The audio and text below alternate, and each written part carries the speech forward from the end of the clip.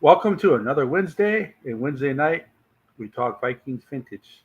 Tonight, linebackers and secondary, so we can conclude all the positions before the end of the year. Vikings, let's win this game. Score Vikings on a winning name.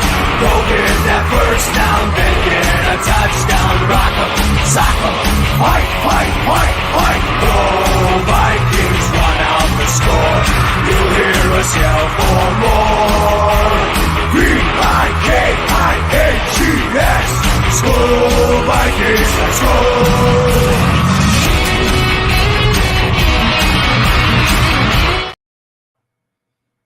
I don't know where Yogi found that, but that's the best Skull Vikings. I love it. I love it. There. Yeah, I love that. So T-Bass, if you're still in here, I mean, you sent this message kind of early, but if you're still in here, Tony has your answer for you. I do remember Willie Teal, second round draft choice, 1980 out of LSU. I don't think he played his rookie year. I think he was on IR, but he became a starter in 81. I remember him most. He had 3 interceptions in one game against the Bears in 82, 3 INTs. And then I remember he, in 1985, he had the fumble return for a touchdown and the comeback win in Philadelphia. Keith Millard with the strip sack and Willie Teal with the 65-yard fumble return. That's what I remember from him. Other than that, he wasn't spectacular, but he wasn't, he was steady. And I think he was finally, I think he was gone by 86. I think it's safe to say. I remember a little bit about him. I remember he wore number 37. Which is a weird number. Well, he's a DB. Still, you don't see too many people wearing 37. It's, you know what? That's one of those numbers that's just kind of odd. And if you do wear it, you're a bench warmer. But, yeah, he was a starter wearing 37. So, but yeah, I do remember Willie Teal. But yeah, so we're combining linebackers and the secondary today. So let's start off. I think. Okay, yeah, T-Bass, I do remember that weak-ass tackle on Dorsett, the 99-yard run. Yeah, I do remember that. Well, everybody had a weak-ass tackle. Yeah, him and Tommy Hannon both. And Tommy Hannon was a sure tackler. So I think we can all agree. I could be wrong, but this we probably, I mean, greatest linebacker in Minnesota history? No. He was a hard-nosed player, but no, the greatest middle linebacker in team history. You got a couple of choices there. Either Studwell or Jeff Seaman. I would go Studwell. But I was a big Jeff Seaman guy back in the day. Those are the best road uniforms. Those are just classic. God. Don't get me wrong. I like the ones they have now. They're better than the ones they had when Childress was here. Oh, the high school uniforms, as I called them? Yeah. Yeah, that's what they were, high school uniforms. But yeah, those are classic. Yeah, Studwell, he's the all-time leading tackler out of Illinois. He actually broke Dick Butkus's tackling record in Illinois. But I mean, Studwell was sturdy as hell. He was just hard-nosed. And he's got that name, Studwell. That's a linebacker name. That's a linebacker name.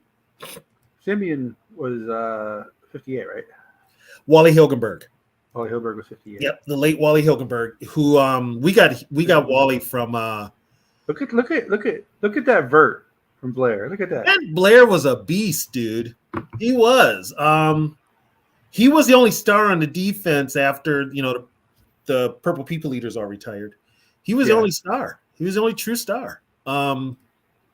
Perennial All-Pro. I would even make a thing to have him in the Pro Football Hall of Fame. Hey, MWO. And also one of the things that Matt Blair did well that nobody talks about or have forgot that he did. Matt could block kicks. He was a master at blocking kicks, whether it be a punt, point after, field goal. I just saw D-Bass's picture. Who is his picture? Oh, never mind. Yeah, right, Norfield. Blair was an outside linebacker. Are you, babe, are you okay? There's Mito. Oh, hold on a second. Okay. Let me bring T-Bass on here real quick. T-Bass, you want to come on real quick? I'll send you the link.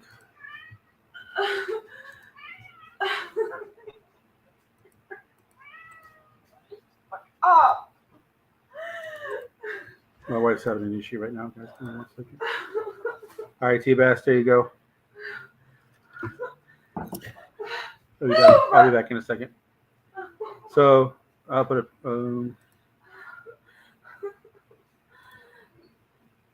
All right, there we go. You don't worry about it. Come here. I'm fucking.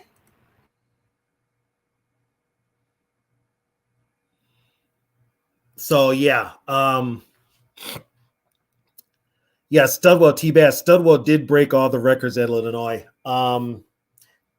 What can you say about Studwell? He was that guy. He never made all pro, but he was a consistent. He should have been all NFC a couple times.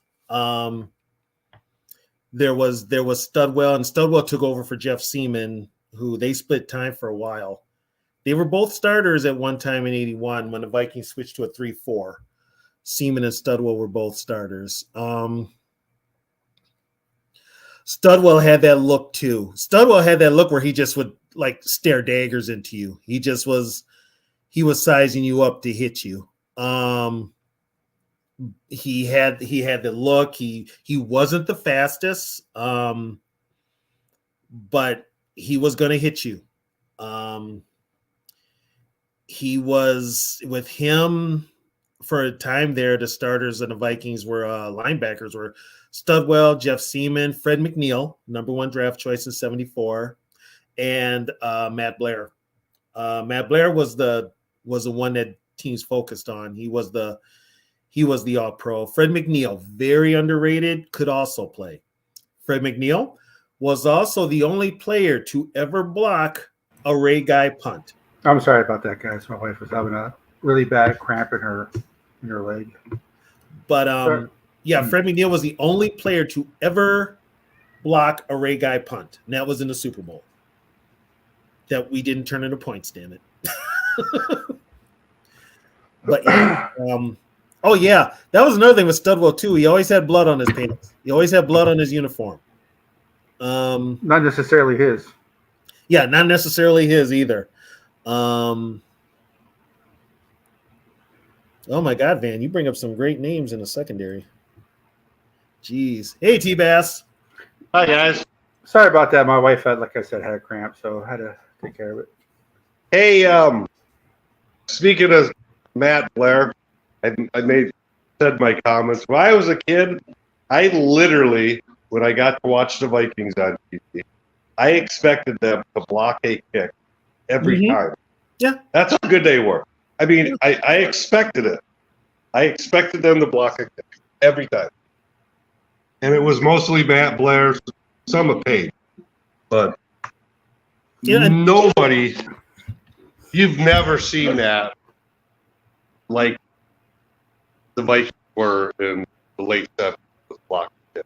And it was, and another, with that, it was kind of like Bud Grant coached that. Because Bud Grant coaches special teams, but if you remember that Bears game where Walter Payton ran for 275 yards, the only Viking points, Matt Blair blocked a punt for a touchdown. Yep. The only Viking punts. And we were still in that game. That's the funny part. That's the thing. Viking history, people.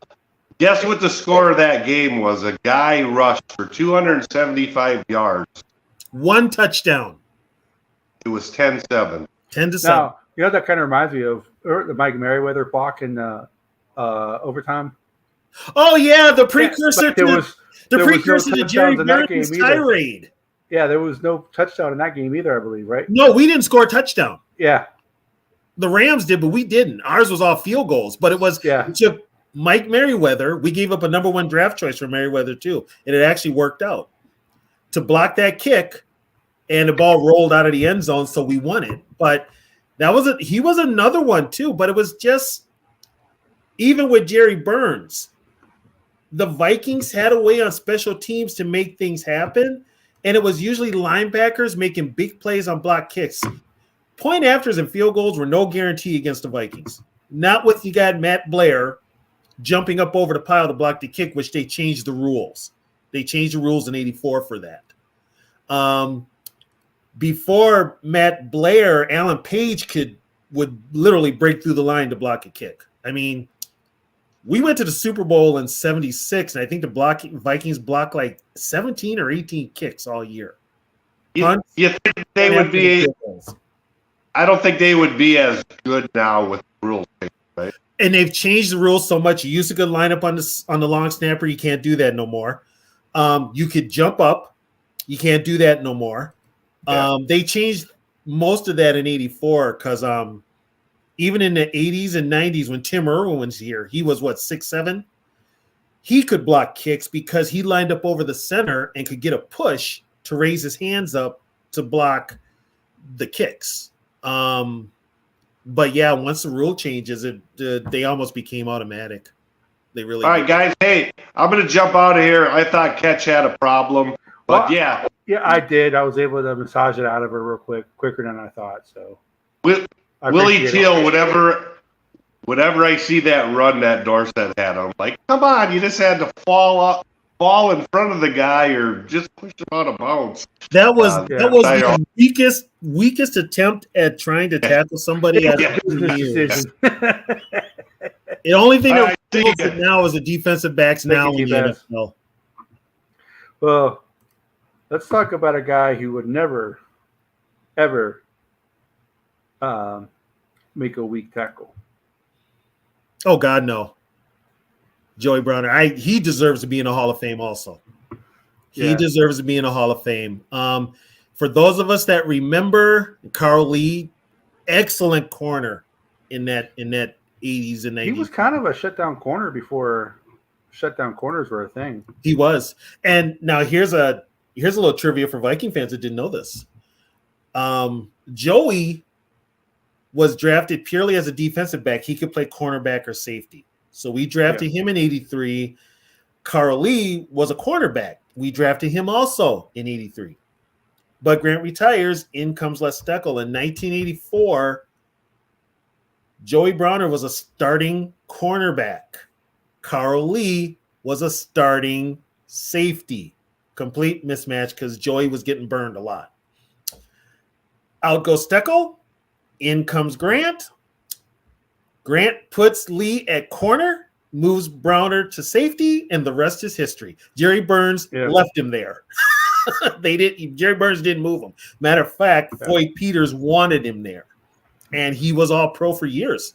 That defense was loaded. That secondary was loaded for years. That secondary was loaded. And I gotta say, Todd Scott. Todd Scott was good. He made some. I think he's one of the most. All these guys made plays. Every single one of them. Vincey Glenn. Yep. Reggie Rutland. Yep. Isaac Holt is probably the least remembered of them all, but Isaac Holt's more remembered. Now here's the kicker. Isaac Holt had an interception return against the Lions in '89, and after that game during the week, he got traded to the Cowboys as part of the Herschel Walker trade. Yeah. Yep. So okay, another one. Felix Wright, he had good years in Cleveland. He was a good defensive back before them. Van Joyner. You and I. He is. I don't know if he's your favorite Viking of all time, but he's my favorite Viking of all time. Browner's one of my favorite defensive guys. He's on my all defense team, him and Krause. But Browner, here's what happened was Browner failed his physical with the Vikings when Denny Green was coach. So Denny cut him, but he had failed his physical. and then Sam Weiss signed him in Tennessee, and then he didn't make it in Tennessee, or not Tennessee, Tampa Bay. Yeah. And he didn't make Yeah, it. he did not look good in that creamsicle. He did not look good in that orange sickle. And yeah, right, Norpheus. Poor. No, actually, Norpheus, it was Gerald Wilhite that Browner took him down. That was Gerald Wilhite. Well, you could say that about almost any running back when Joey Browner that's played. true. Browner took down a lot of people. I mean, Browner. Before Browner, I think the hardest hits I had seen was maybe Carl Kasulki. Before him. So, but yeah, between Browner and Kasulki, they were probably the hardest DBs that could hit. since we're talking safeties, Browner's my favorite. You said you like Browner, but let's talk about your guy, the guy you think is the best safety in Vikings history. Oh, he is. He is. Now, okay, people do the math. Paul Krause had 53 interceptions with the Vikings. If you subtract, 53 from 81, those are how many interceptions he had with the Redskins. The reason the Redskins traded Paul Krause, classic line, now get this. Otto Graham, the Hall of Fame quarterback for the Browns, was a head coach of the Washington Redskins at the time. He traded Paul Krause because he said Paul Krause couldn't tackle. I don't care with 53 interceptions. Yeah, he said he couldn't tackle. That's why he traded him. So naturally, Jim Finks brings in Minnesota. Guess what? When you had the front seven that he had played behind, the last thing he had to do was tackle. If he's making a lot of tackles, something's going on. Defense. Something's wrong with the defense. Like he said, he made 14 tackles in the Super Bowl. What does that tell you? I think it was a Dolphins Super Bowl too. So that tells you everything. Just shows you. Oh yeah, Joey Browner. Joey Browner studied Taekwondo, so it's like he had hands of stone. He would hit you.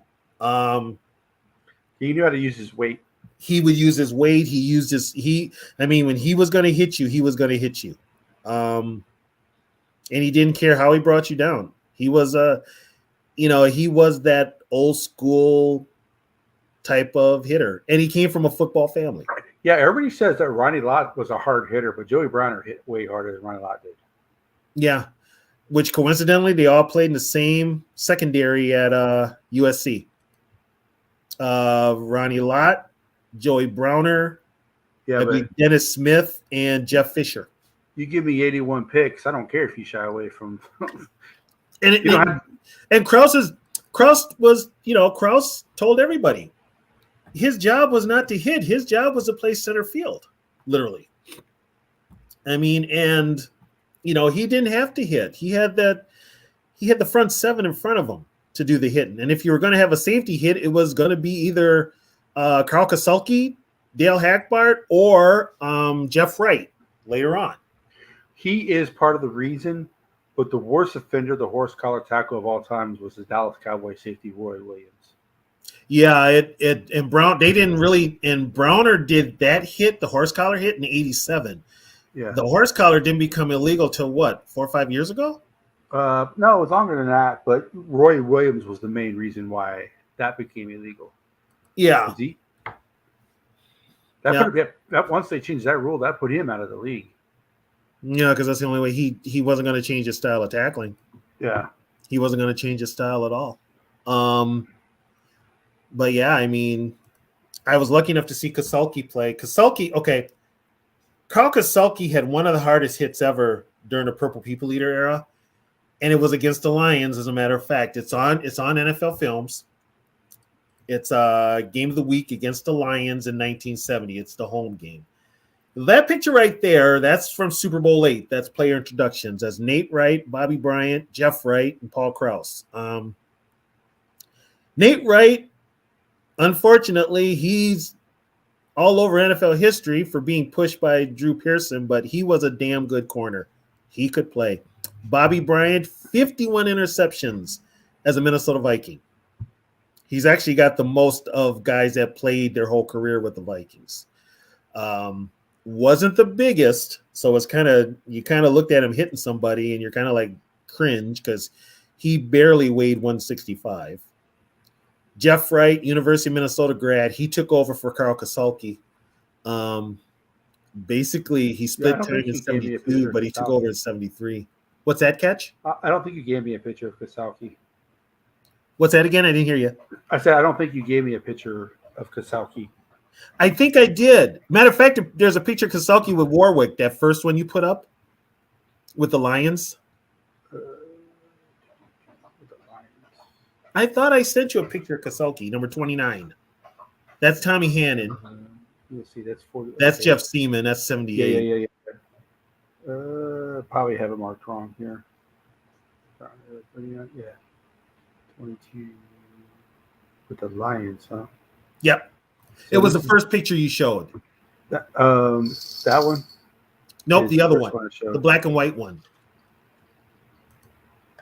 Yeah, these are the That's the Chargers. yeah. And the other, yeah, I'm looking at the black and white ones. There it is. That's him. That's Carl Kasulki. Oh, Right. Okay, I see you. Yep, Okay. that's Carl Kasulki behind Lonnie Warwick. And a year later, he put that hit on Tom Landry. That I have it marked as 59. That's why. that was Carl. Because I think I got one picture of him there.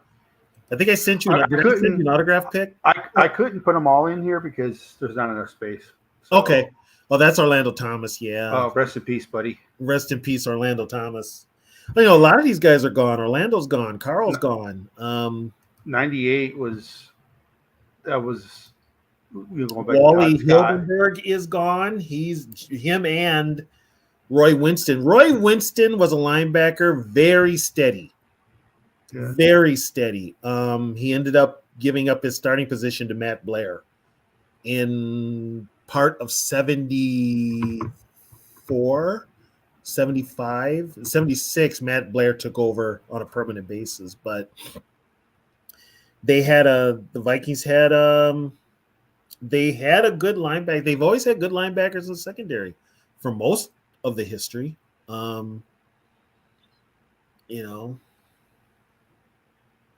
Are you talking about the Dwight Clark catch? I think you're talking. I think that's the Drew Pearson one. San San Francisco. Francisco? Yeah, that's the Dwight Clark game. Yeah.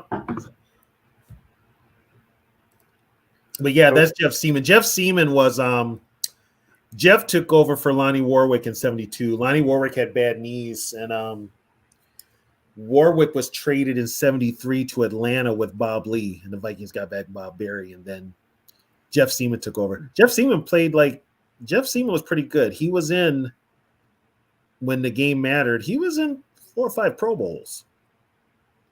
So he was considered one of the top. Yes, he was considered one of the top linebackers in the NFL in the 70s. Going back to these jerseys, this is when the helmet did not necessarily match the jersey. They couldn't get the color right. No, what happened? And here's the thing: if you pay attention, if you watch a lot of those 70 games in the highlight reels, the Vikings had like 2 styles of purple jerseys, and you know they're different by looking at the fonts, the numbers. You look at the 2s and look at the 5s. That's how you know they're different. These ones were the later ones. This one is the one that they kind of stuck with from 75 to probably 80, 87. Well, the stripes on the sleeves are the same. They didn't change. Stripes until are they the switched same, to the high but- school uniforms. Yeah, the black stripe was to pay it was to pay tribute to the linebackers coach Jocko Nelson, who passed away during the season. So then they wore the black armband on the jerseys. Matter of fact, this The five day, is different. Yeah. this picture right here was the day that Jocko died. And so after that, the team wore the black armbands. So Yeah, we got some. now, see, I mean, I always liked these uniforms, and I liked all the uniforms up to those high school uniforms that Childress had. right. And then with these ones, I like them except the black face mask. We don't have black in our color scheme. Yeah, Well, and I'm always one of those who yeah. I hate when a team doesn't have black in their color scheme. They wear black.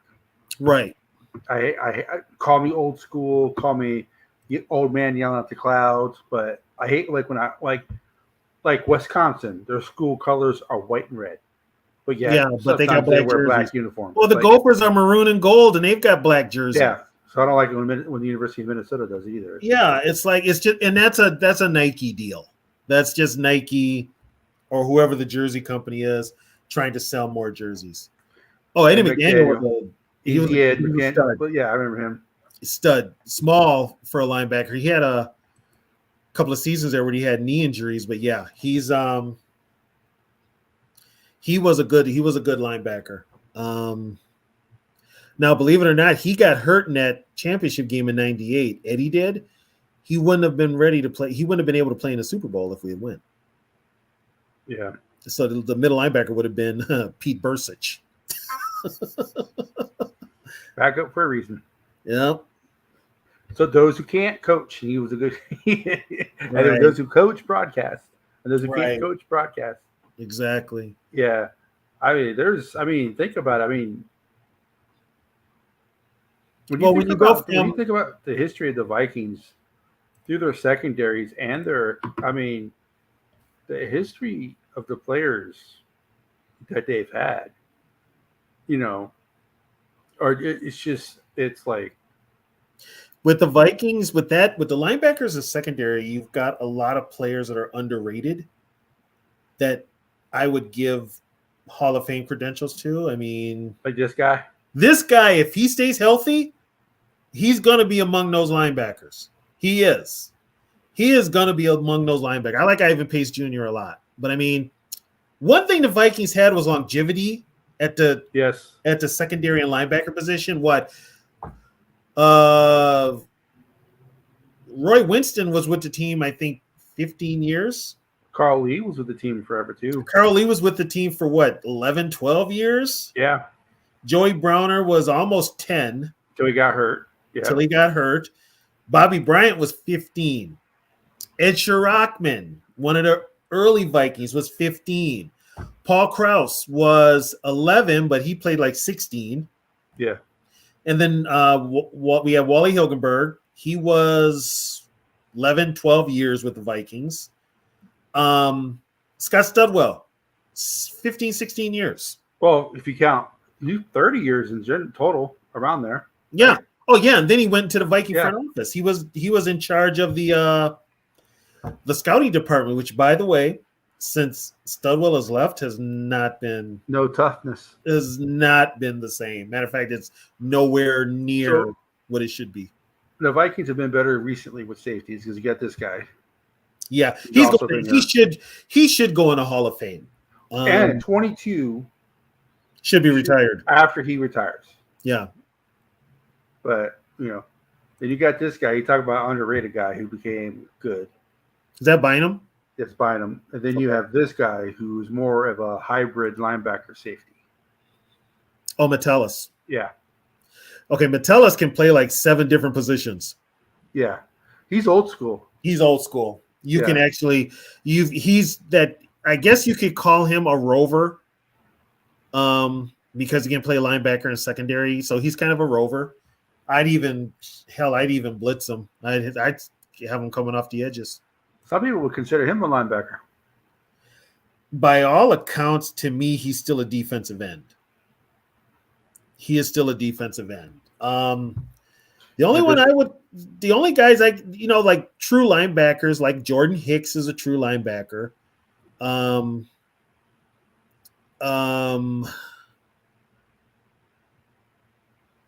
Pace is a true linebacker.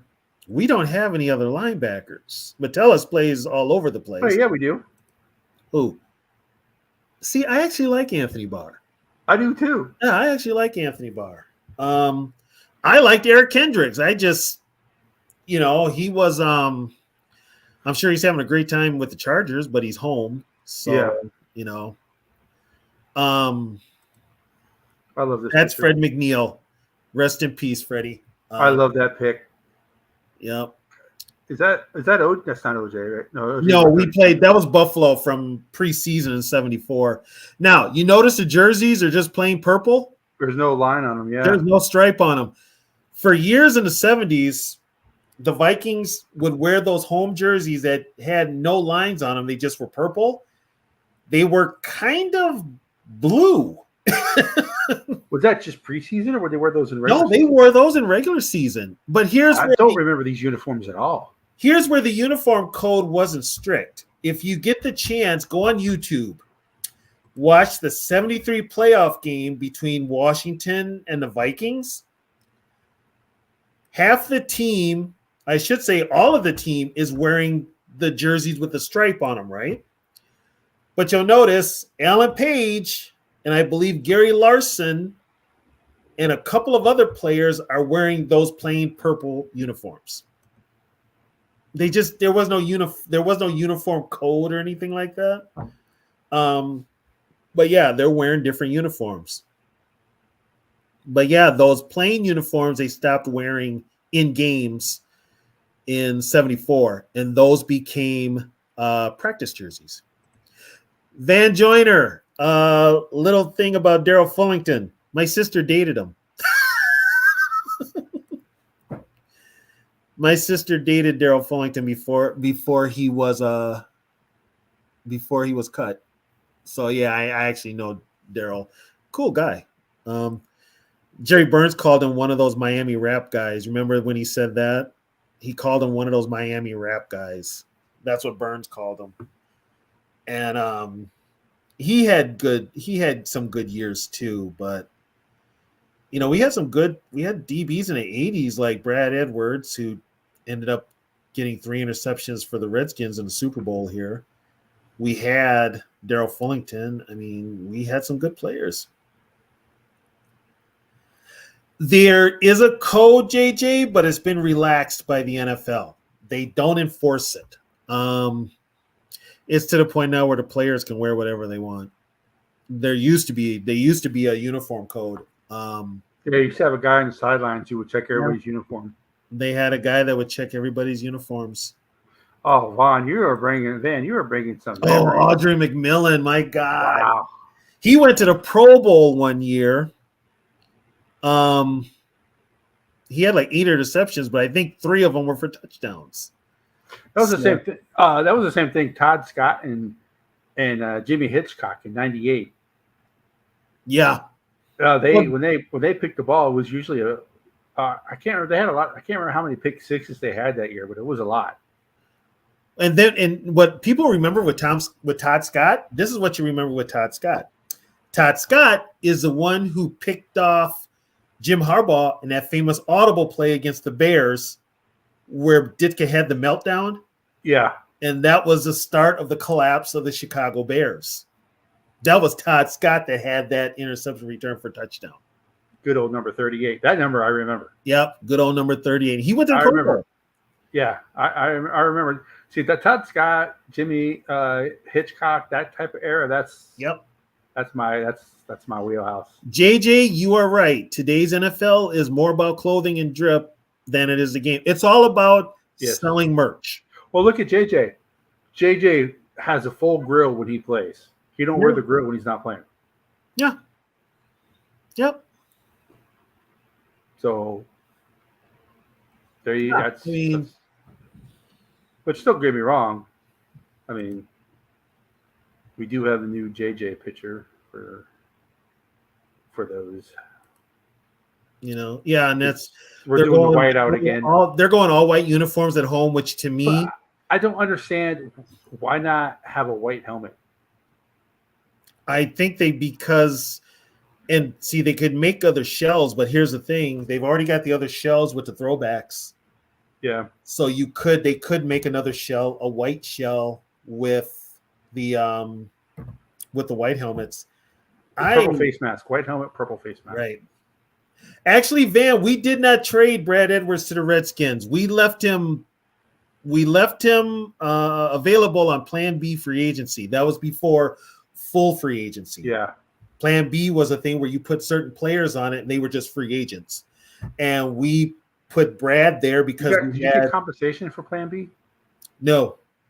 Okay. No, we had Travis Curtis. We got Travis Curtis from the Jets. We had Daryl Fullington. We had, you had Joey, but Travis was a starter in '89, and Brad was kind of lost in the numbers, and so the Vikings just let him go with my plan B. Yeah, I remember Plan B for agency. Yeah. Plan B when Denny Green got here. Plan B is how we got Jack Del Rio, and also how we got Jim Craig or Roger Jack Craig. Del Rio was another guy who was awesome when he was here. I like Del Rio was a good linebacker. Good linebacker. I can't remember. I remember. Was it 89? Is it night? It was. You think in the Monday night game against the Bears? There was a game. A year where the Vikings needed to stop. It was like a third down or fourth down, because if the Vikings would have lost, they would have been out of the playoffs, and there was like time left in the game, like a minute or so, and they needed to stop. Jack Del Rio made the tackle, and I can't remember exactly what game that was, but it was it. And just his eyes after he made the tackle. Him and Studwell had the eyes when they wore those helmets. Yeah, they both did. Both did. Okay, Jim, NFL 7. The hot air balloon curse was actually even before the Super Bowl. Because during halftime in the 69 game against the 49ers at the old Met Stadium, it might have been before the game, or I think it was halftime. Oh. The Vikings had the hot air balloon. And what happened was they put this 11-year-old kid in a hot air balloon. They weren't going to let the balloon get away from him, but somehow the balloon got away from him in a snowstorm. It went up over the lights, and they finally found the kid like somewhere near the Minnesota River, which was a few miles away from Met Stadium. And he almost ended up in the river. So, yeah, hot air balloons don't actually get along with the Vikings. And then the hot air balloon in the Super Bowl, crashed into the crowd. With a supposed Viking mascot in it. There's only two really people you can answer this, but the number one is Keith Millard. Yeah, Millard.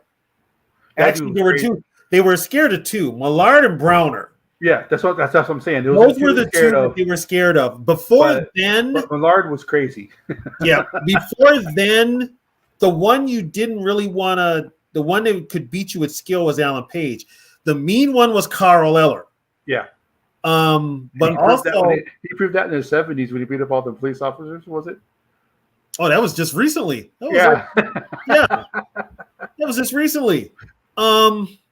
And then also Carl Kaselke was a hard hitter. But they played hard-nosed football back then. And let's see, who else was a hard hitter besides Joey Browner? Orlando Thomas was pretty. Thomas could hit. Yeah. Edwards yes, Jim Marshall did play with a gunshot wound. Yeah. Edwards would get some people sometimes, but he wasn't consistent. Right. Carl Lee laid some people out. Yeah. Carl Lee laid some people out. Eddie McDaniel could hit. Carlos Jenkins. Carlos Jenkins, the linebacker. He could hit. Matter of fact, he laid out Warren Moon in good old number 51. Yep, he laid out Warren Moon. We had a guy that coached me in semi-pro football, Rufus Bess, could hit. EJ Henderson could get some people sometimes. Aaron, EJ and Aaron could both hit. Yeah. I don't know. 75 team was pretty damn good, Jim. Actually, that 75 team, if you ask those players that played on that team, up until that point, they said that team was the best Viking team they had ever had. Which is why I think that team could have won a Super Bowl. Okay, JJ, why did the Vikings have no sleeves in cold weather? One, Bud Grant didn't allow them. They also didn't have heaters. And it was just kind of a It was like a mind over matter thing. See, JJ, unlike your Uncle Zoe, who knows nothing about the Vikings history, you were actually learning Vikings history.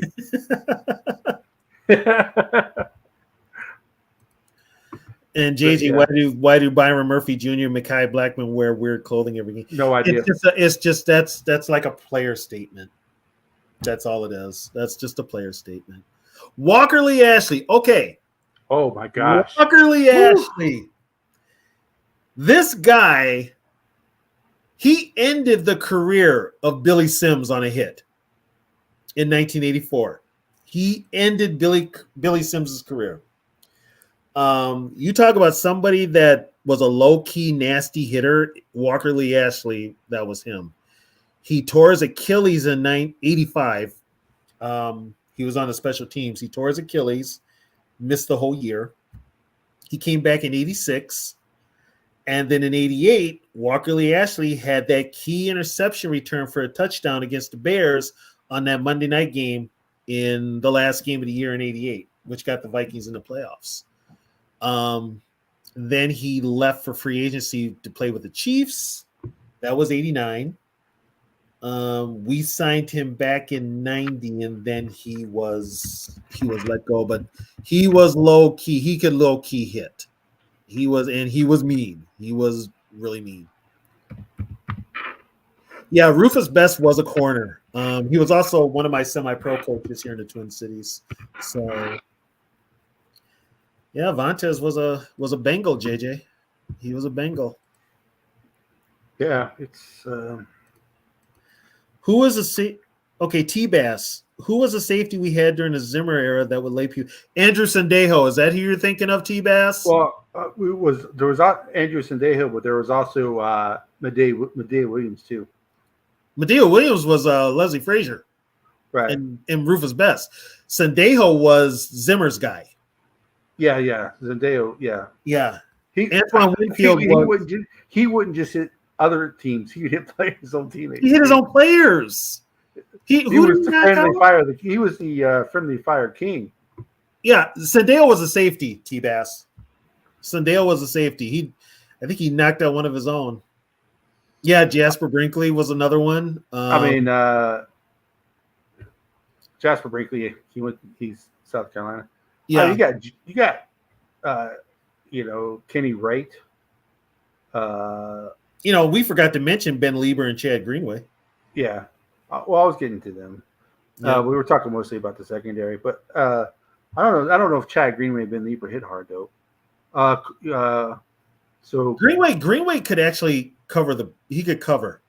He was actually a pretty decent cover linebacker. Him and Lieber both. The one that was the hitter was E.J. Henderson. So Corey Fuller. Oh, Corey Fuller. For years, Corey Fuller was like on a Madden game.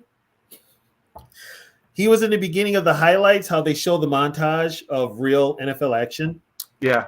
There's a picture of Corey Fuller when he laid out Antonio Freeman of the Packers. I mean, literally laid him out, caused him to fumble. It was the game was in 96, but Corey Fuller just clocked him. I mean, he'd be fine today. Yes, he would have been fined. He would have been fined. But yeah, he clocked the hell out of Antonio Freeman. Oh. So this is a debate, and I want your thoughts. Okay. Dwayne Washington, a bust or no? Some people think he is. Some people think he wasn't. He was so inconsistent. Yeah. I think if with him, and actually, you know what? That's with Willie Teal also. Inconsistent. Yeah. Is what comes to mind. I can name a couple of others. We had John Swain. John Swain, very good cover guy, but could not tackle if his life depended on it. John Turner was very good. JJ throwing smoke.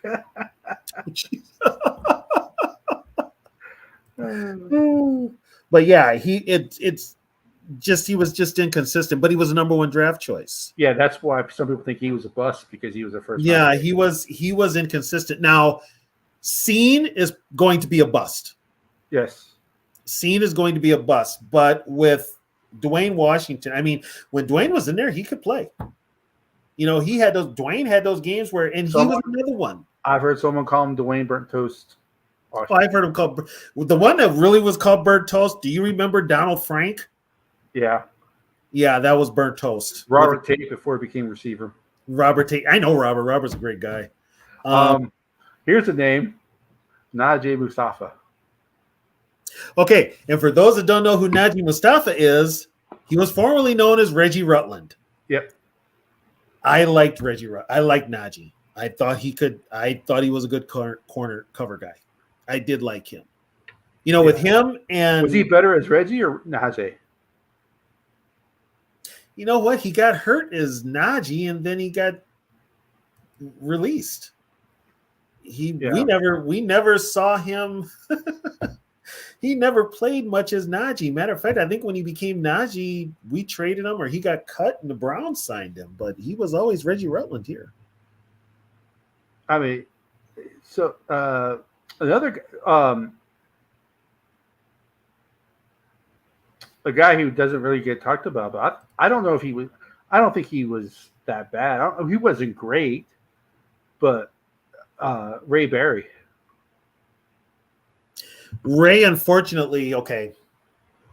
Ray was drafted as the heir apparent to Scott Studwell.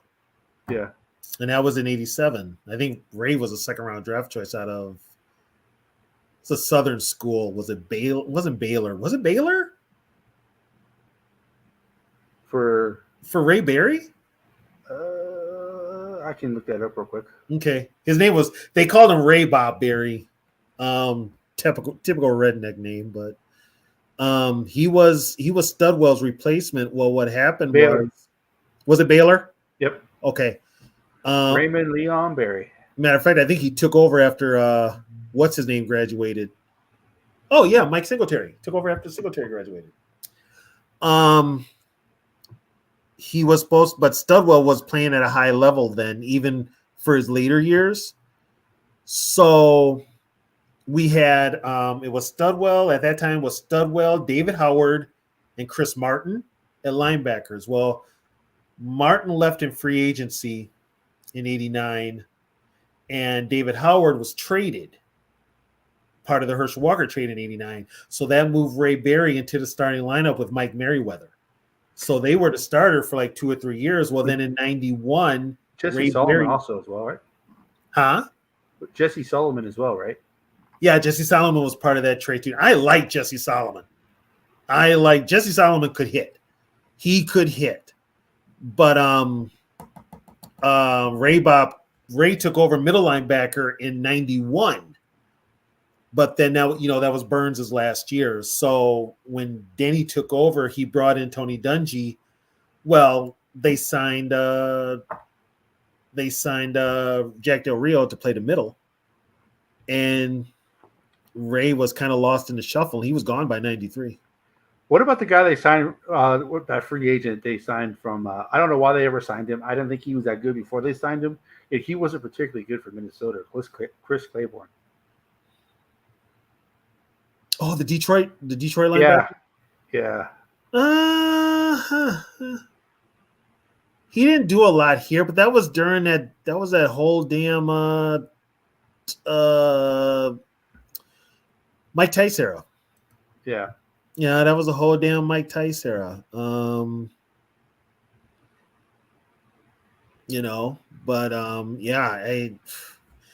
signed. I mean, they've got some linebackers. I remember when the Vikings had Fred Strickland. They got Fred Strickland to replace Ray Berry. He started for a year. They got technically Martin Harrison was a kind of an outside linebacker for the Niners. We made him a defensive end, but he was an outside linebacker. We got some decent players. They either didn't fit our defensive scheme or were just here for a year. We have Broderick Thomas. Yeah. We thought he was going to be here to help us with the pass rush, but didn't work. So it's 9 times out of 10, like especially in free agency back then, if they didn't fit your scheme, you're paying for nothing. You know. Yeah. And Danny, as good a coach as he was, but he was also the GM at that time. He was signing players like Donald Frank, Broderick Thomas, Charles Mincy, guys that would only spend a year here. We had Daryl Talley as a linebacker. Yep. And it got so bad that we actually had to draft Dwayne Rudd. That's how long it's been since I've been to a Vikings game, a home Viking game. Mhm. Daryl Talley was on in Minnesota. He didn't play because he didn't play that game because of his knees. Yeah, he was, and then he was in the league like 15 years then. Yeah. You know. Oh, we also had Dwayne Rudd. We had Dixon Edwards from Dallas. Yeah. And he was with us for 3-4 years. He was gone in 99. Fred Strickland. Strickland was 93. Yeah, he was here a year, and I think that was a. That's when Ed McDaniels replaced him. Yeah, well, Ed got hurt in preseason. He got hurt in training camp, tore up his knee. So Dixon Edwards, Jeff Brady. You remember him? Oh God, yes, I remember Jeff Brady. Oh gosh. Yes, he took over for Jack Del Rio. Right, we got him from the Raiders, I believe, right? Or was it the Raiders or the Dolphins? We got Jeff Brady. No, we got Jeff Brady from. Oh God, I thought he was a Packer. Who am I thinking of that we got? Who's that? Why? I swear we got him from the Raiders. Who's that? That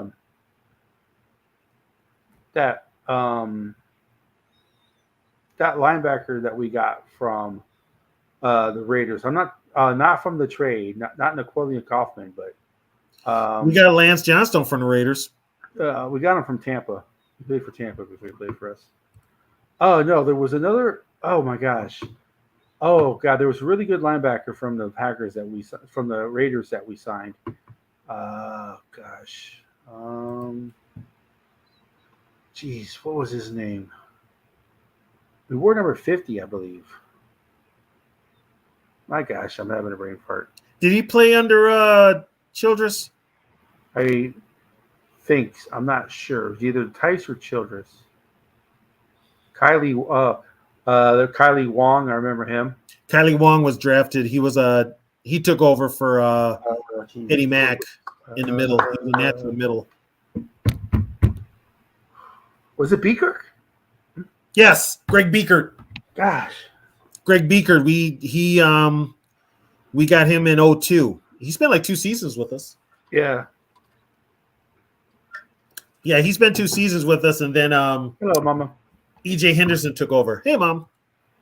And then Van Joyner, Ken Stills was a 1-year deal. Former Packer. So, well, Jim, yeah, thanks for listening. See you later. Well, I mean, it's the Vikings' history, man. Yeah. You can't get around it. I mean, don't blame us. We're just telling you about it. We're just talking about history. Yeah. We told you when this show started, there's going to be a lot of pain because that's what it is to be a Vikings fan. Yeah. You know, Ken Stills. I don't remember him. Do you remember? Ken Yeah, Stills? I remember Ken Stills. He's Packer, former Packer. Yep, Yeah. former Packer. I remember him. He was only here a year. I think it was 90, maybe 91. But yeah, of course, Xavier Rhodes, I remember. Eric Kelly. What's the name? Eric Kelly. Yeah, remember him. Never really played much. The guy we got from the Chiefs, he was a cousin of the wide receiver. Dale Carter. Dale Carter, yeah. No, that was Jake Reed's half brother. Jake, was it his half brother? Oh, okay. Yeah, his half brother. That was 01. Yep. Yeah, we had him. We kind of had a revolving door on defensive backs in the 2000s. Yeah. Between, we still have Brian Russell. We have Brian Williams, who was a starter, but then Brian Williams was another one who had, I think he had like I think he had like 2 interception returns in one game. I think it was Detroit, Brian Williams.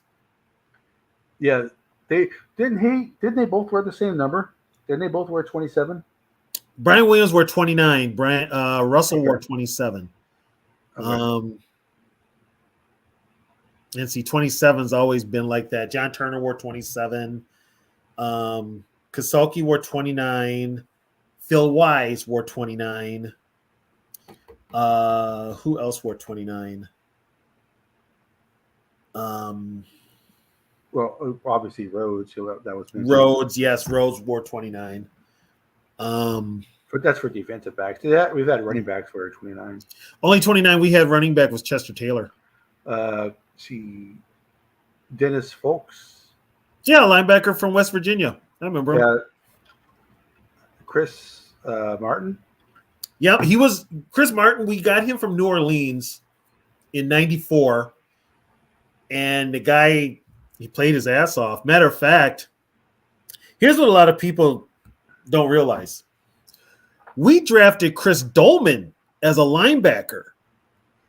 Yeah, because they ran the 3-4 at the time. We ran a 3-4. We drafted Chris Dolman to kind of be that Lawrence Taylor type of guy. The problem was Chris couldn't cover. He wasn't a good cover linebacker. Well, here's the deal. We only stayed when Bud came back, he had the 3-4 because he had Bob Holloway as a defensive coordinator. The next year, Jerry Burns takes over. He switches to a 4-3. But they left Chris Dolman as a linebacker. So he was basically the heir apparent to Matt Blair, who they let go before training camp. No, T-Bass, Demetrius was a defensive end. What happened was Dolman started the season 86 at linebacker. Matter of fact, he had a interception return against Tampa Bay for a touchdown. But he lost his job. He lost his starting job by week 3, and by week 4, he was replaced by Chris Martin. Yeah. And the Vikings, they really, and I think Burns was like, what am I going to do with this guy? He's got the potential. What am I going to do with him? Well, we started getting injuries on the defensive line, especially at defensive end. So they decided to move Chris Dolman to defensive end. Hey, and Sarah. who helped him was Sarah. And who helped him was Mark Mullaney.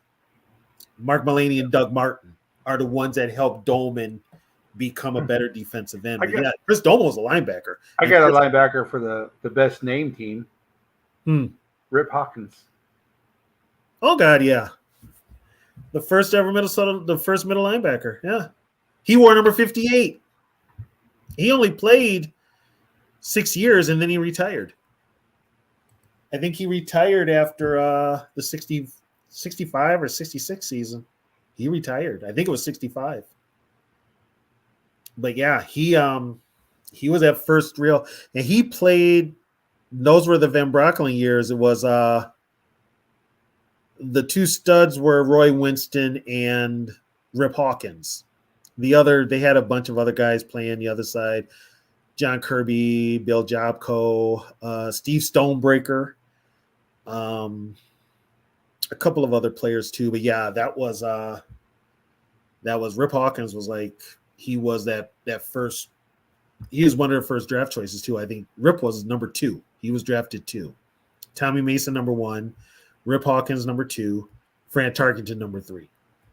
Yeah. So I'm just thinking of Lemansky Hall. Yeah, I remember Lemansky. He was a special teamer. Marvin Mitchell. God, that guy was just recent. Special teamer. Yeah. See, Henry Crockett. You remember him?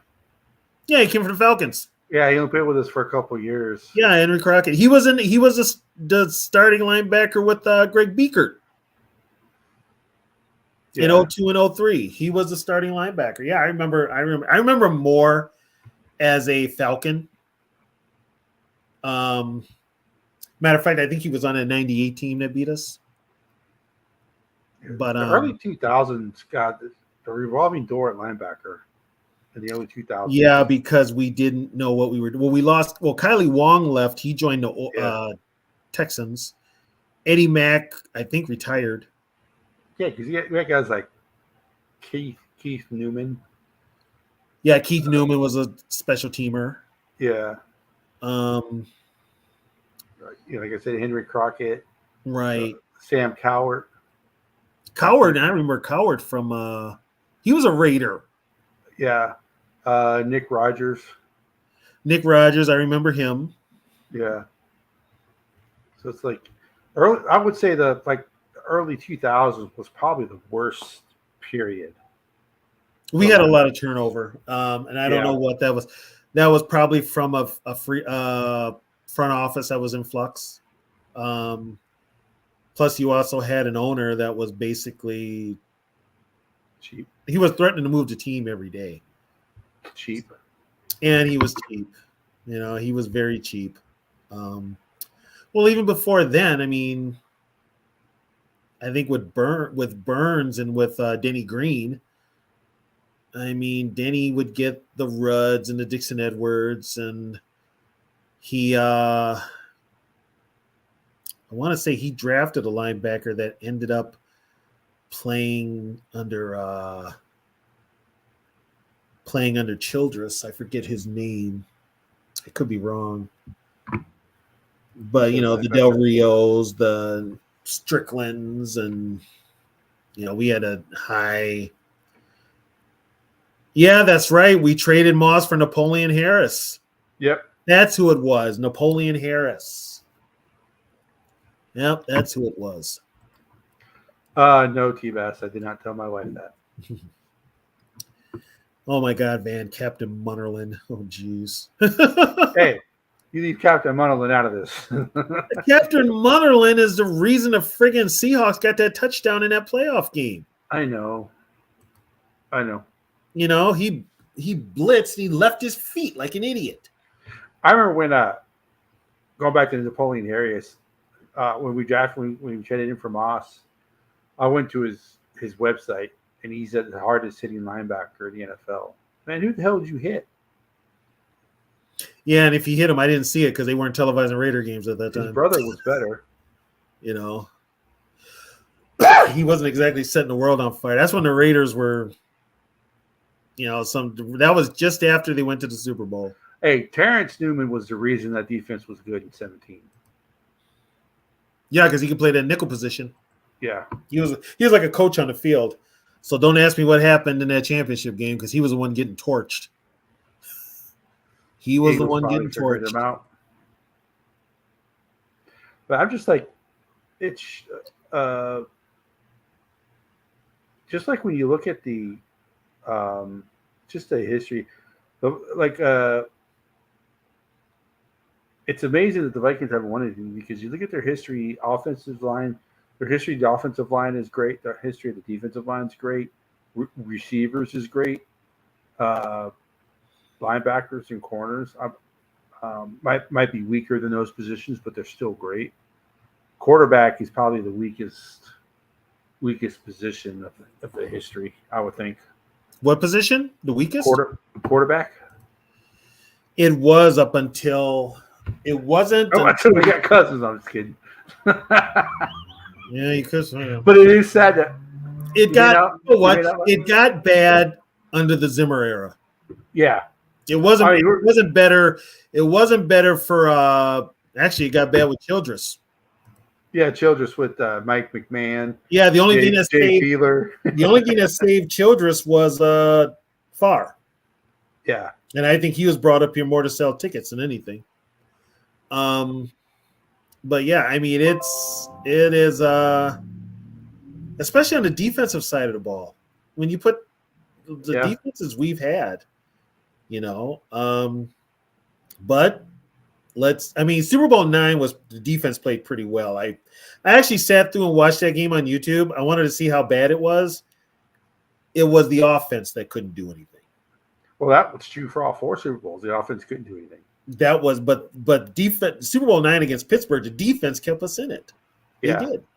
But I mean, Super Bowl IV, Bobby Bryant didn't play in that Super Bowl. He got hurt. Okay, Bobby Bryant was a member of all four Super Bowl teams, but he was injured in Super Bowls IV and IX. Ed Shirachman replaced him in Super Bowl IV. and Ursel McBee. I know Ursel McBee because he used to own a restaurant in my hometown of St. Paul. And his wife is his ex-wife. She was a teacher in the St. Paul school system for years, but he played in that Super Bowl with a separated shoulder. And if you watch the Super Bowl on the TD pass from Dawson to Otis Taylor, you'll see Ursula McBee try to make a tackle with his shoulder. Now, keep in mind, Otis Taylor is like 6'3", and he's about 220 maybe. And he hit him, and you could tell his shoulder just dropped. And what's the name just bounced off of him, went down the sideline for a touchdown. And Carl Kaselke missed him. But, yeah, he played hurt. And then in Super Bowl VIII, they didn't even throw the ball. Dolphins didn't even throw the ball. And then in 11. Yeah, Greasy had 12 passes that game or something like that? 16. Yeah. And then Super Bowl 11, the victim was Nate Wright. He was giving up yards to Fred Biletnikoff, who I believe was the MVP of that Super Bowl. You got to hit the rack? What rack are you hitting? Oh, he's going fishing in the morning. Have a good one, T-Bass. Oh, yeah. Yeah, but yeah, I mean, now this is one, if anybody watches the highlights of Super Bowl IV, they had head coach Hank Stram wired. They had him mic'd up. Hank Stram, with all those little comments, he made a comment about Carl Kaselke. He didn't pronounce him Kaselke. When on that touchdown run, Kaselke tried to catch Otis Taylor and missed him. Good night, Mama. Good night, Mom. Hank Stram made the comment, look at that Kasuki run like a chicken with his head cut off. He called him Kasuki. He couldn't say Kaselke. He called him Kasuki. He made a bunch of derogatory comments to the Vikings again, but that's all on film. From that point on, and that was one of the reasons that Viking defense was so pissed off in 70 when they played him. Because he made those bogus ass remarks. That's what made me hate Stram. Yeah, when you hear what he's saying, he's giving us no respect. Yeah. And then when he said what he said about Carl Kaselke, trust me, when they opened the season against the Vikings, there was no Minnesota Nice. Viking fans were throwing crap at him. From food to pop to even batteries, they were letting him have it. Yeah, and that was because of those comments. He made a couple of others too, but yeah. And when he passed away, a lot of the Viking players were like, "Yeah, well, what about them comments he made?" Jim Marshall, especially, was like, "Well, you know what? He's gone, rest his soul, but he was nasty to us." That's what made the Super Bowl loss even worse was when he was mic'd up. Having him mic'd up made it worse. Yeah. Having him mic'd up made it worse. And I think he was the first one to be mic'd up because that was new with NFL films. Yeah. What was it? Kylie Wong I think he was underrated. Yeah, he was he started the year before he left and went to Houston. I don't know if we left him unprotected. We left him eligible for the draft, but yeah, he ended up down in Houston with the Texans. Yeah, he played pretty well for the Texans too, from what I remember. You know who was the other starting linebacker for the Texans that year? Matter of fact, the starting middle linebacker, Jay Foreman. Is that Chuck's son? That's Chuck's son. Jay Foreman was the starting middle linebacker for the Texans that year. Yeah. Yep. That's crazy. Yeah, that's crazy. I mean, we're just there's not very many busts, as you would say. I mean, there are some, but I mean, I guess you could, I don't know, Keith Nord, maybe. No, Who Nord. was it? No. Nord was a hell of a special team player. He was actually special teams captain. He tore his Achilles. Matter of fact, he got named special teams captain. He was the first one since Bill Brown, which was like 8 or 9 years earlier. Nord tore his Yeah. Achilles in the same game that Tommy Kramer tore up his knee against Tampa Bay. So, and Nord didn't play for 2 years, but he came back in '85 when Bud came back, and he was predominantly a special teamer. He was a special teamer. Kurt Knopf split time at safety. He was a former Houston Oiler. Trying to think who Tommy Hannon. He could hit. Tommy Hannon was a hitter. Wasn't the fastest guy, but he could hit. He was not scared to put his head in there and lay somebody out. Phil Wise came from the Jets. We had Winland Hall, who we got from the Niners. Was it Kurt Special Croft? teamer. Kurt Knopf. Knopf, okay. Yep. Nate Allen.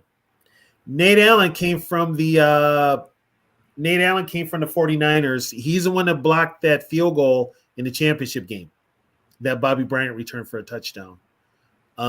He was also a special teamer too that was good at blocking kicks.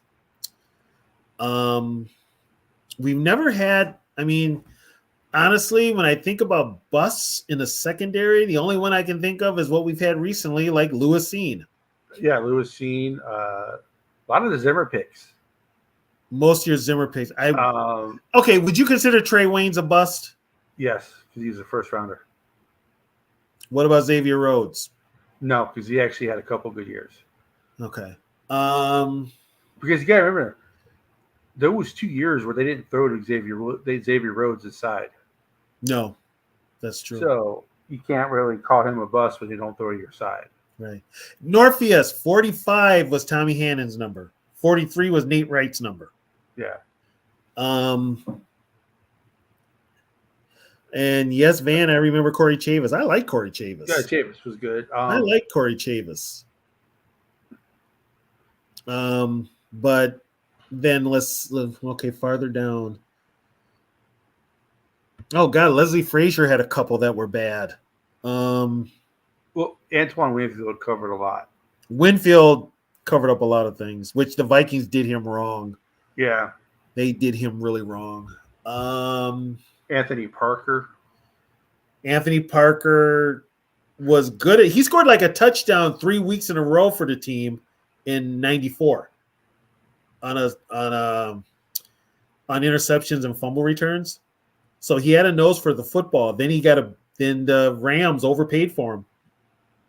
They overpaid for him, and so they not only did they take Anthony Parker, they took Carlos Jenkins. Yeah.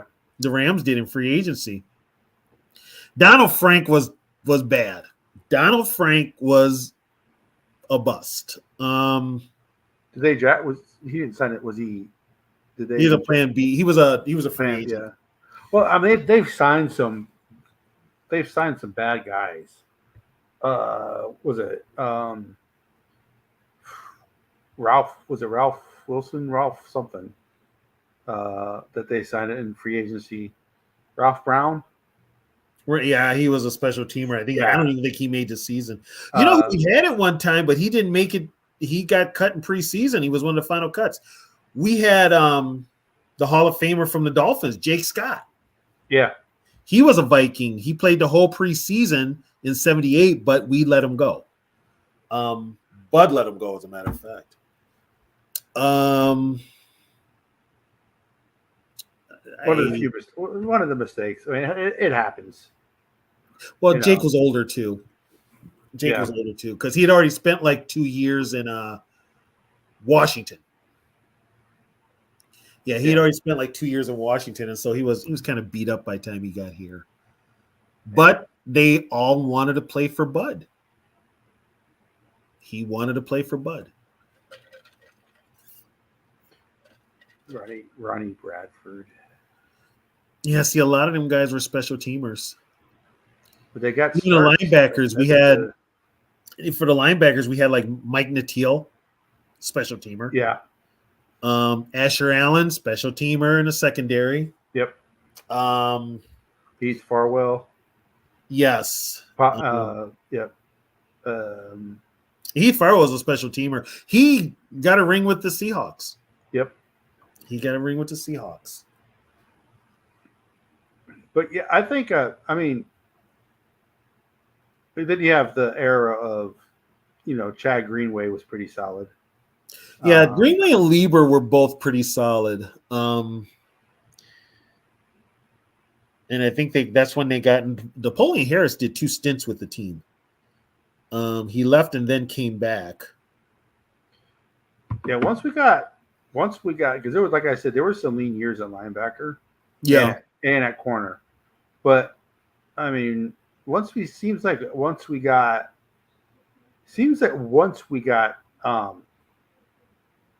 Greenway, it kind of settled down because then you had Greenway, you had Green Bay, Barr, and Hendricks as your starting linebackers.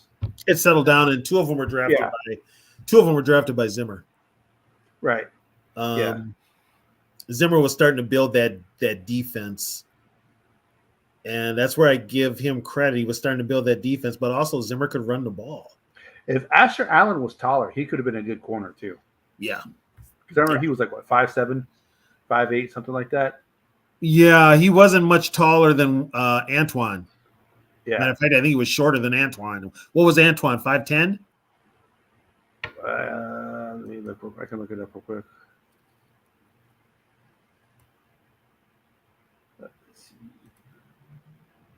And Van, I remember Solomon Wilcox more as a Bengal. 5'90", 180. See, he wasn't much taller than Winfield. Yeah, that's what he was a foot inch shorter. Yeah, you can't be that short unless you're really, really, really, really good, like Right. Antoine Winfield was. And of course, now let's be honest, the one that's erased from Viking history is Darren Sharper. Which he was good when he played for Minnesota. He was good when he played for the Vikings. But I agree though. It's hard to say his name with what he did. Right. You cannot say his name. Which is weird. The Packers didn't win more when him and Eugene Robinson in the same. Well, remember the Packers were drafting defensive backs to cover Randy Moss, and it just didn't work. Darren's like, if I can't beat him, I'm going to join him. Yeah, he's like, and then when he does join the Vikings, guess what? They traded Moss. Yeah, I'm still pissed off about that. That was the last FU from Red McCombs to the Viking fan base. You should have played his whole career in purple. Yeah, that was the last FU from Red McCombs. You're not going to give me a stadium? Screw you. I'll trade your best player. What? Now, this guy was pretty good, but I think maybe probably ended his career. And we haven't mentioned him tonight, which is surprising, but Cedric Griffin. He was good, but if he would never got hurt, how good would he have been? Right. Yeah, he got hurt. And plus he was part of the team that wore them ugly ass jerseys. Ain't his fault. Yeah, those jerseys. If you think about it though, that was the style because the Broncos are still wearing them hideous uniforms. At least the Cardinals finally said, you know what, this is out of date. Let's get something. Well, and here's the thing too. The Wolves that came in here and they wanted to put their stamp on the team, which you can't. It's their team. Chile traded Moss the second time, or released him the second time. Yeah, he cut him. Yeah, Chile cut him. Because the Mahomes, when McCombs did it, the Wolves didn't know about it. Because the Wolves were not going to trade him. The Wolves weren't the original owners. Weren't the ones that were supposed to be the original owners anyway. Reggie Flower was supposed to be the owner, but he didn't qualify. Yeah, Reggie Fowler was supposed to do it, but he didn't have the money. Isn't he? Huh? Is he the one in jail? Yeah. Even though he's still part owner? Yeah, he's in jail for, I want to say, some sort of fraud. Like inflated his worth or something like that. Yeah. Yeah, it's... he would have been the first black owner in the NFL. Yes, he would have. Matter of fact, he was touted. Plus, he was a player because he played in the USFL. Yeah. And so they hyped it up, but then he didn't have the financial backing. And then all of a sudden, here come the Wilfs, Who are minority owners. who are minority owners, and then they became full owners. Yeah. So I was kind of like, okay, here we go again, because it was just like the whole what was that author's name? Tom Clancy. Tom But Clancy. Tom Clancy didn't qualify either. Clancy With all the didn't money have Tom Clancy either. had, he wasn't rich enough to own an NFL He team. wasn't rich enough to own an NFL team, and so it ended up being Red McCollum. Actually, the one that really Carl Pohlad, the Twins owner, withdrew from owning the team, and that left it up for, because I want to say Red McCollum was like the third best offer. Something like that. Yeah. Yeah, he was the third best offer. Yeah, Henry Jones. I wonder what he would have done as the owner, Tom Clancy. Would he have been a good owner? Would he have been a bad owner? That's always been my question.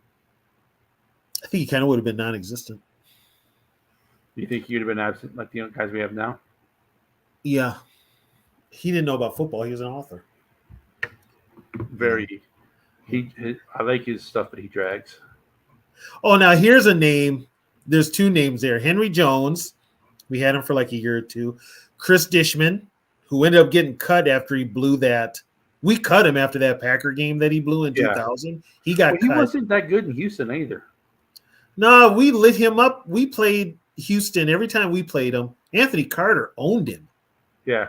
Anthony Carter owned him. And then there was another name. The guy got hurt basically coming out for warm-ups, and he tripped on a bad part of the AstroTurf and tore his Achilles. Ken Irvin. Yeah. He didn't even play it down. He tore his Achilles walking out for pre-games. It was the 2003 season opener against Dallas. I got two names for you. They played in the same secondary. One of them is infamous, and the other one was probably better for the other team he played with. Dwight Smith and Fred Smoot. Who's the Smith? Dwight, the safety. Bucks. Yeah. He won a Super Bowl with the Bucks. Yeah. So he was probably better as a Buck than he was as a Viking, but he was better as a Buck. And Fred Smoot was better. Yeah. Smoot, the only thing Smoot did up here was a Love Boat. Every time I see Okra, I think of the Love Boat. Well, and now Dwight Smith. Now here's the thing with Dwight Smith. People don't know this. Dwight Smith got busted in downtown Minneapolis hooking up with a chick in a stairwell, outdoors, at bar clothes.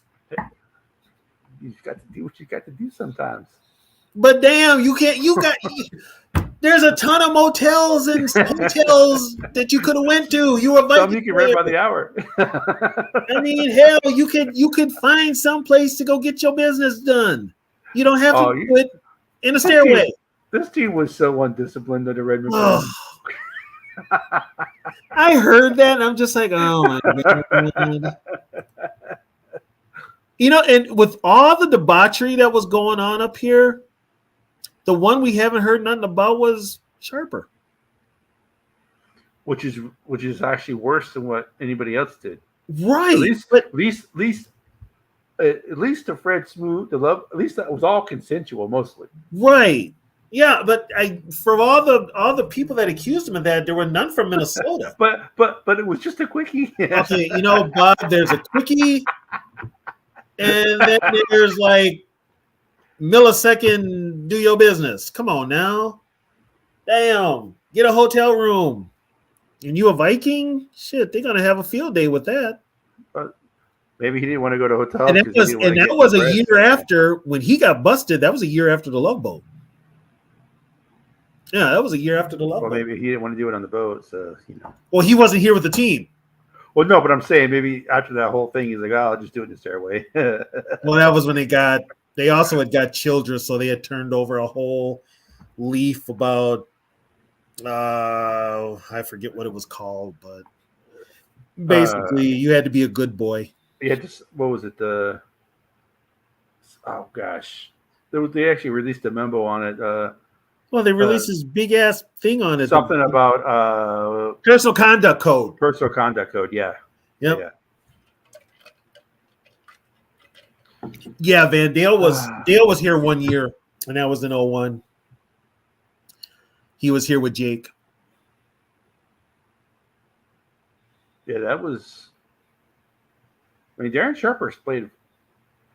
Oh, you know what? There is one bust safety position. Who? Tyrell Johnson Oh, him. from Arkansas State. Yeah. They tried with him. He was so bad. He couldn't do nothing with him. Yeah. Which is why they traded. Which is why they signed Medea Williams, because they couldn't do nothing with Tyrell. Now, Norpheus. Yes, Dennis Green did employ a lot of felons, but you know what? They behaved themselves. They was felons before they got here. And they behaved. Once they got here, they behaved. Yeah, they was felons before they got here. Once they got up here, they were fine. And then, but see, up here in Minneapolis, they've got a spotlight on you. If you're any sort of celebrity, they're going to be watching you like a hawk. Jerry Burns was worse, actually. Yeah. Jerry Burns was worse. And as far as Bud's teams went, there were no choir boys on that team either. As a matter of fact, the ones we talk about the most as being like these great football players and all around great guys were some of the biggest a-holes when they were partying. And I won't say who they are, but I'll just say this. 2 of them were my idols. And if you know who my idols are, you know. And, Jamarcus Sanford, I don't know if he was a bust because he was such a low pick. I think maybe he was forced to start. They got the most out of him for what they put into him, which wasn't much. So, you know, he was serviceable. You know, and at that time there wasn't the Vikings weren't exactly signing great players, and that was towards the end of Leslie Frazier's. Speaking of being a bust and getting in trouble, how can we forget about this guy? CC. Chris Cook. Oh, it's easy to forget about him. He was 6'2", clumsy, and couldn't play defensive back. He was a first round pick too, wasn't he? Yeah, he got into it with his old lady, and then he's second rounder. Okay. He got into it with his old lady, and then he got busted with some weed. There was another Viking with him when he got busted. I forget who it was, but yeah, he was a clown. Bob Swede, it's one of them, but not the other. You're close though. You know, Page was a choir boy. But yeah, and that was a different time too. I mean, yeah, Joe Cap would get in fights at bars all the time. You know, but yeah, Cook was not very good, not at all. Yeah, so we've had some stinkers. I mean, Robert Blanton just couldn't make it. We signed him as a free agent. Yeah, he just couldn't blanket. Yeah, bingo, Bob. But yeah, he didn't make it, and then we had some other guys in. And matter of fact, it was Zimmer that let Blanton go. He tried to start him, and he just couldn't. Matter of fact, he got beat up by Sundale. So who would your top 3? Well, let's do top 5 linebackers of all time.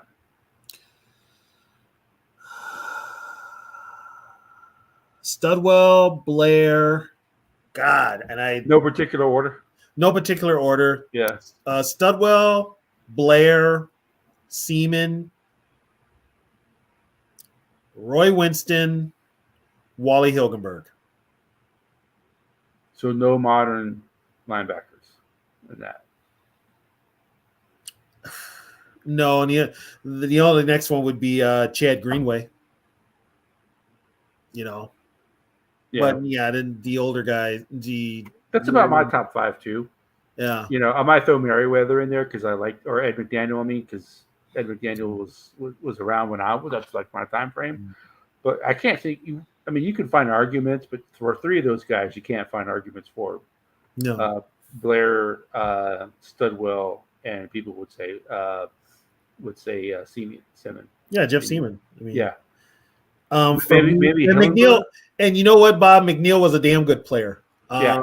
He's on the out, but he's on the outside looking in. I mean, McNeil was a damn good player, but and they overlap too. I mean, McNeil overlapped with Winston and Blair with Hilgenberg, and they all played together at the same time. And I remember Merriweather more as a Steeler. Yes, I remember him more as a Steeler, and he was a stud with the Steelers. but I remember that play. You remember that punt that he blocked? The block punt. You remember that play? Yeah. And that was the lead up to the real show, which was Jerry Burns' meltdown. Yep. In the post game, which we've played before, and we need Yogi to play it because Yogi has to set up. Because I only have one screen. You need two screens to play videos. Right. So I can't. I'm only on one screen. As soon as I get my house, though, I'll be able to set it all up and all that. But so that was my. Del Rio didn't play with us long enough to be a top 5. No, he was only with us 4 years. Yeah. So with my defensive backs, and I don't have Paul Krause number 1. I've got Joey Browner number 1, Paul Krause number 2, Bobby Bryant. Even though Browner only played 8-9 years with us, Browner was physical. That's why I remember him. Yeah. Bobby Bryant 3.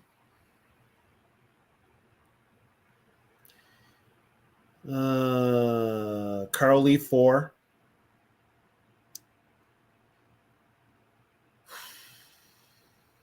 You see, I'm gonna put Antoine Winfield 5. Well, everybody knows is Browner is 1. Yeah. 1 for me.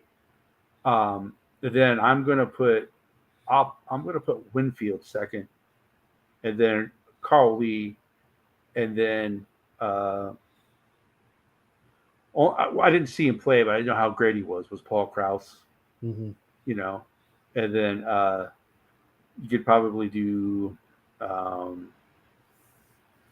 don't know, because I want to put Smith in there, but Smith is played in the reason why I do Smith is because he's playing in a different era where it's actually harder to be a safety than it was back when Paul Krause. And plus, he's a free safety, but he doesn't play traditional free safety.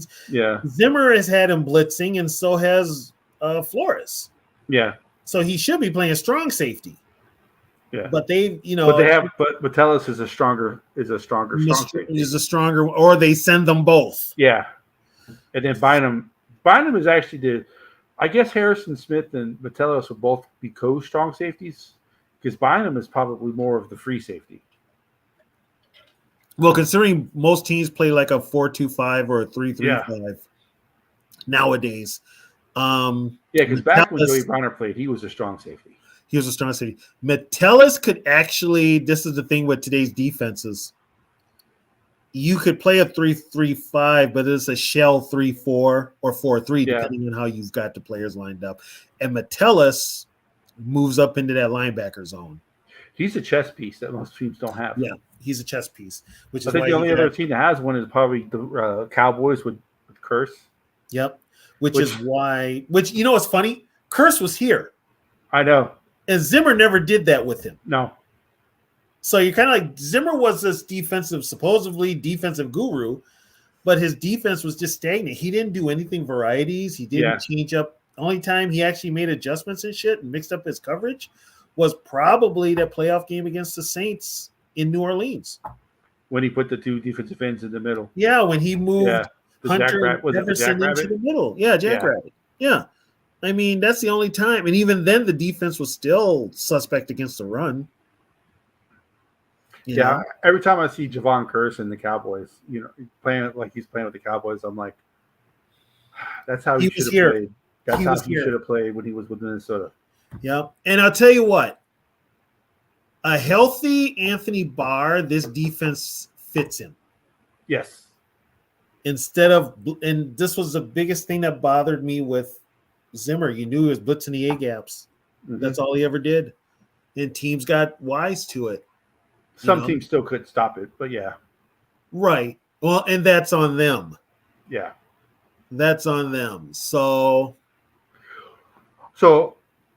any players, linebackers or defensive backs who are not in the Hall of Fame should be in the Hall of Fame. Or are not in the Ring of Honor who should be in the Ring of Honor.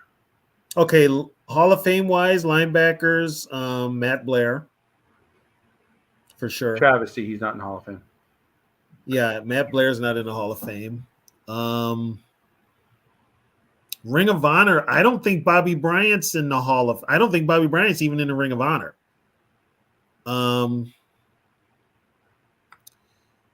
Carl Lee is not in the Ring of Honor. He deserves to be. Okay. Jeff Seaman is not in the Ring of Honor. And you know what? Neither is Roy Winston and neither is Wally Hilgenberg. Neither one of them are in the Ring of Honor. Carl Kasulki, who's gone. Are they in the Vikings Hall of Fame at the stadium, though? Vikings don't have a Hall of Fame. They got a Ring of Honor. Yeah, but not at the stadium, don't they? I thought they had a Vikings Hall of Fame at the stadium. They got a Vikings. No, they got a Vikings museum that's out at the Oh, team complex. But he's not in the Ring of Honor. They don't have him in the Ring of Honor. You don't have Bobby Bryant in the Ring of Honor. You don't have Escher Rockman was an original Viking. He stayed with the team for 12 years. He's not in the Ring of Honor. So it's 13 mostly years. modern players that are, other than Eller, other than Page and all those, right? It's mostly modern players because isn't Winfield in the Ring of Honor? Did Winfield go Jared Allen's in the Ring of Honor. in? Jared just went in. Yeah, The only one that the Wolves could put, the only one you could really put in right now is Winfield. Even before him, there's Carl Lee, and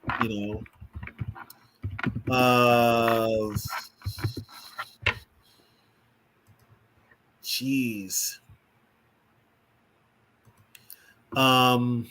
Hey, Frozen. So Jared Allen, Okay. Matt Blair, Bill Browner,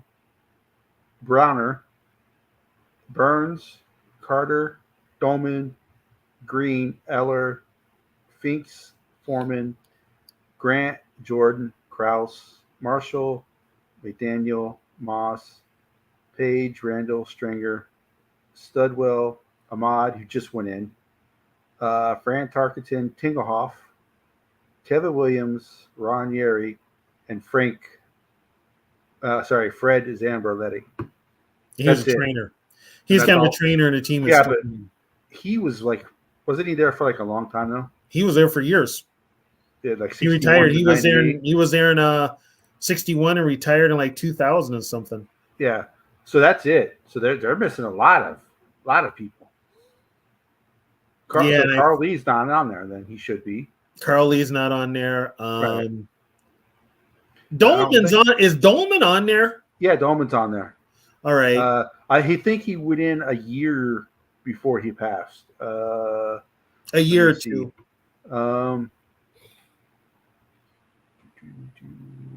Going back up to his Yeah, name. Sammy White's not in Uh, there either. He deserves to be in there. You're right, Norpheus. Yeah. Jordan is in there because his Cam came up here for when he got. Yeah. Steve Jordan is. Jordan's Steve Jordan. in there. Yeah. No, if I'm going to put the linebackers in there, I'm going to put Seaman, Hilgenberg, Winston. I'm going to put Bobby Bryant in there. I would put Carl Kasulki in there. Winfield will probably get in there before anybody. Actually, I take that back. Harrison Smith will get in there before anybody. So if you include Chris Dolman as a linebacker, it looks like there's only 3 linebackers on the Ring of Honor. Well, Dolman's considered a D end. Yeah. So then there's only 2 linebackers. Studwell. Yeah, Studwell and Blair. Studwell because he was the team's leading tackler, and Blair because he was the vocal point of that defense at one time. But here's the thing now. Hilgenberg is gone.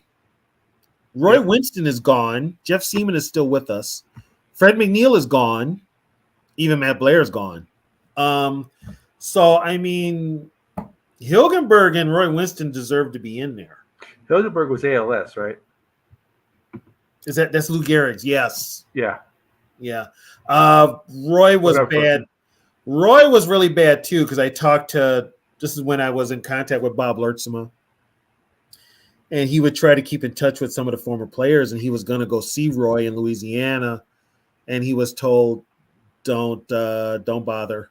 Roy won't know you." Was he had Allen this year or last year? What's that?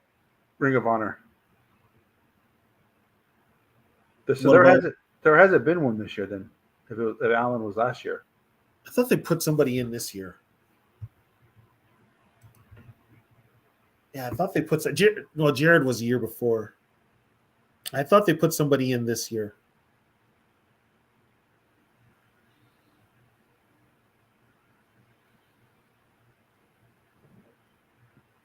Yeah, it doesn't give the year. Yeah, frozen ALS is bad. That's what took Orlando Thomas too. He had ALS. Yeah, I don't see. Let's see. Okay, so it does. Okay, I have to open it up for the Ring of Honor. Let me see. Bill Brown was 04. I think he was still alive when they put him in. No, Bill's gone. And was he alive when they put him in? Yeah. Everybody was alive except Corey Stringer. Right. Is Denny Green in there? Dennis Green is on the. He Ring was. of Honor. Yeah, he was not. He was not alive when he went in. Yes. So, Allen was last year. Okay, Allen was like, because he rode in on a horse. Yeah. This year, was it Sammy? It wasn't Sammy White, was it? I don't know because Sammy White's not on there.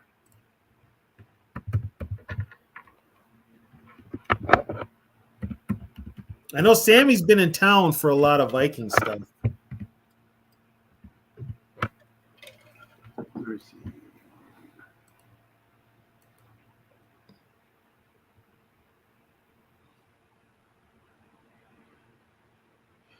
Yeah, I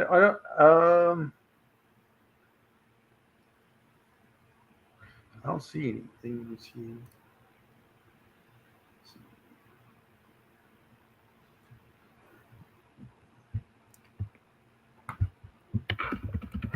I think they skipped a year. Maybe it was this year.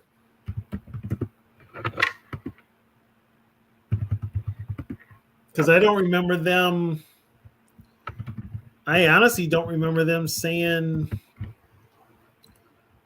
who they brought in this year.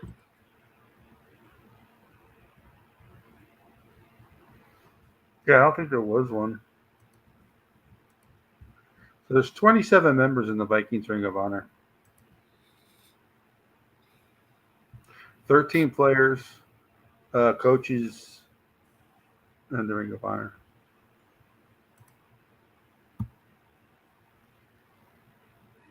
Wait, was that the?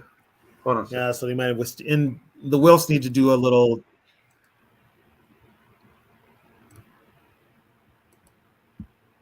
Wait, no, sorry, that's Hall of Famers. See, Steve Jordan was the 25th member of the Vikings Ring of Honor when he was 2019 season. So there. You know what? Apparently, there is 26. Apparently, they didn't announce anybody for this year. Yeah. Yep. Yeah, apparently they didn't announce anybody this year. So it's not like a yearly thing, but it should be at least every year, every other year. You know what? I think I know why they didn't put anybody in it, because Bud passed. And they didn't want to overshadow Bud's. They didn't want. It was this year supposed to be a celebration for Bud. They're not doing a very good job. And they're not doing a very good job of it. They're not, no, yeah. But if he was buried, he'd be rolling in his grave right now. But yeah, so maybe next year, Well, next year it'll be next year for sure. Maybe they'll put Sammy White in next year, or Winfield probably. Winfield for sure. You'll probably see, hopefully, Sammy White. The thing is, I think if you're a Viking fan, and I tell Viking fans this all the time, even with the NFL Pro Football Hall of Fame, you got to send letters and let these guys know that these players belong in the Hall of Fames and Ring of Honors. So we can actually bookmark this topic, do a whole show on the Ring of Honor. Yeah, of players that need to be in the Hall of Fame and the Viking Ring of Honor. Oh God, yes. Yeah, so because we've done Vikings who are in the Hall of Fame, and we have not done a Ring of Honor show, so we can do Ring of Honor / who should be in the Ring of Honor / Hall of Fame. So we can do that. We can do that show. Yeah, we can do that show. So, but yeah, so modern Vikings. Harrison Smith is probably the only one who deserves to be either Hall of Fame, which he probably won't get, or Ring of Honor. Well, definitely Ring of Honor. Yeah. Definitely Ring of Honor. Knowing the Wilfs, they are probably going to stack that Ring of Honor heavily with modern players because that's when they bought the team. This is the era that they only know. Carl Lee has to be on there. I'm surprised they put Joey Browner on there, which don't get me wrong. I love the fact that Browner still lives in Minnesota. That's why. Yeah. So Daniil hopefully will end up in the Ring of Honor. The only reason I say Harrison Smith is because Harrison Smith more than likely will play his whole career as a Viking. We don't know with Daniil Hunter. Yeah. And I'm saying that's not a requirement to be in the Ring of Honor, but if Daniil Hunter stays with Minnesota, it's like, let's say he signs a 3-year contract and he plays the next 3 years like he played this year, then yes. He's in the ring. He's in the Hall of Fame. Yeah. Yeah, he's in the Hall of Fame. He's going to be here's the sad part. Daniil Hunter will probably get into the Pro Football Hall of Fame before Jim Marshall. That's the sad part. Jared Allen probably get in before Jim Jared Marshall. Allen's going to get in there before Jim Marshall. Yeah. You know? Dalvin, no. There's plenty of other running backs who deserve to be in before. Actually, you know what? The next person is probably Peterson. Peterson for sure, because Peterson's going in the Hall of Fame. Peterson's probably a first ballot Hall of Fame. He's probably next year's Ring of Honor. How long is Peterson? Doesn't he have to officially retire first? He did. Oh, did he? He finally officially retired? I think. Don't quote me. I think he did. He kept talking about I could do this and I could do that. I was like, no, keep your ass on the sideline there, AP. Well, he's saying it. He's broke. He has no money. Yeah. So he's trying to get that one more payday. I don't think he's got it in him. But AP would probably be the one to get in there. If you have Sirius NFL radio, if you have Sirius XM radio on the NFL network, on the NFL channel, Jim Miller and Pat Kerwin do a show. And Pat Kerwin talks about this all the time. He would mark on his scouting report, JAG, just a guy. So Dalvin Cook, don't get me wrong, he played great. He played good for us, but when you consider the Vikings history in running back, he's not even top what? He might be top 5, but I don't think a lot of people would put him top 5. Hey Sarah, AP went through all that money, not only the camels at the birthday, but also all the kids. Yep. And also any bar he went to, he paid the tab for the whole damn bar. And then the worst part was whoever his business manager was took a bunch of his money. Yep. That's why he's broke. Yep. So the only thing he can do now is he can make money off of card shows and stuff like that. He'll get a pension from the NFL. But the big money that he made as a player, that's long gone. Long gone. Or his house that he had in Minnesota. You know what, though? Sarah, he should velvet. have invested in condoms, and Yeah. he should have stopped banging strippers a long time ago because all his baby mamas were strippers. I remember him having a. They did it. The Viking one of the Viking shows went to his house. In his basement, he had a velvet covered purple wall with a 24 karat big old the V that we use for our logo on his wall. Yeah, he So should have never. He, when you I do mean, stuff like that, you're going to be broke. I'm sorry. and plus he was hooking up with strippers. You know, they Yeah. looking for the bag. Yeah, Like, come on now, he had a type. yeah. He had a type. Yeah, the type. Yeah, And then he was a great running back. The kid that was unfortunately was killed. He didn't even know about that kid. He had only found out about that kid when the kid died. He hadn't even met the kid, from what I understand. Yeah, But it was his child. Did she divorce him, Sarah? I don't know, but this is Bob. I love AP. He was a great running back, but He wasn't not the as bright as sharpest ball tool in in the a shed. tree. yeah, He wasn't as bright as no, he wasn't as bright as brain in the huddle. Put it that way. yeah. But yeah, so I think that'll be our next show, Yep. or the show after that. We haven't decided yet because this is Christmas, so I It's don't know. Chris, If we'll do yeah, anything. so we might skip a holiday. Yeah, we might skip this. Um, Yeah, So we'll be back at the beginning. We got tons of topics. see, I don't even know if we're gonna do. Are we gonna do a post game? It's Christmas Eve. No. And if they lose, I don't want to talk about it. These Lion fans are starting to chirp. Oh yeah. Hey, be like, hey, it must be nice to win a division once every 30 years. Is all I tell them. And then you probably get us in the playoffs, and then we'll. I don't even want to see it. You know what? I'm gonna be honest. I don't want to see this team in the playoffs. I don't. Well, here's an idea. A Guts and Glory show. I can probably find that book. There's a book, right? Guts and Glory.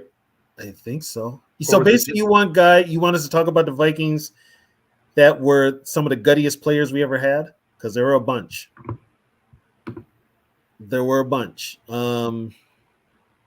Many of them are and most of them are in the Hall of Fame, but there were some that brought it every Sunday and maybe Monday, but they played every game and they were gutsy.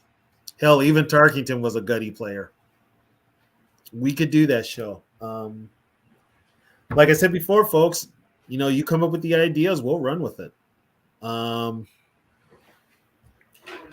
So we've got plenty of topics. We've got a lot of history to cover with this team, and we'll probably have more history after this season because there's going to be some changes and players are going to retire. So,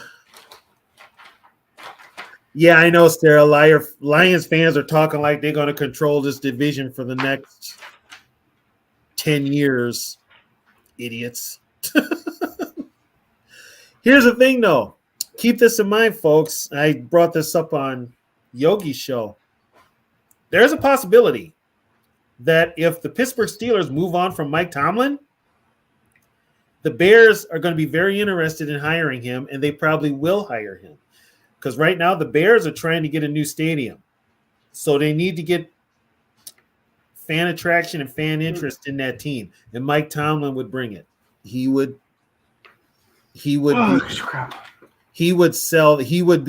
be able to sell Arlington Heights on that new stadium. Yeah, the Bears are 1-year wonders. I mean, but like I tell people, the rest of the NFC North is moving forward, except the Vikings. They're still stuck on the hamster wheel. Typical Viking history. So Yeah. 7. I know. Hey, I offered to do a history show with the Lions fans. They're like, no, we don't want to talk about it. Because Nug and I got into it. I'm sure you guys know who Nug is. I told him the Vikings history is actually more painful than the Lions history because the Lions don't even compete most of the time. Yeah, we've been there and can't get Yeah. over that hump. And we've had a lot more close calls. Yeah, I mean, there's 11 NFC championship games and they've lost the last 7. Yep. I With mean, that- we are the epitome of close but no cigar. But just like the Twins, that streak came to an end. So that Vikings streak has to come to an end at some time. Well, I hope it Has does. to. Well, I hope it does while I'm still alive to see it. Did you see the thing today about Kirk Cousins' wife? What about her? She said that if the Vikings make the Super Bowl, her husband will be healthy enough to play.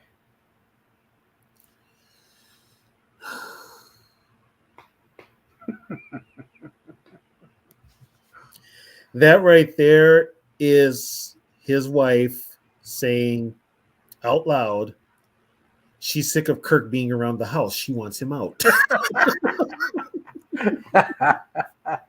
She's just being nice by saying what she said. Because if he is out, he gets out of the house, he's got to make that trip to the Super Bowl with the team. That means she gets that house to herself. She's probably freaking happy because he's probably getting on her nerves.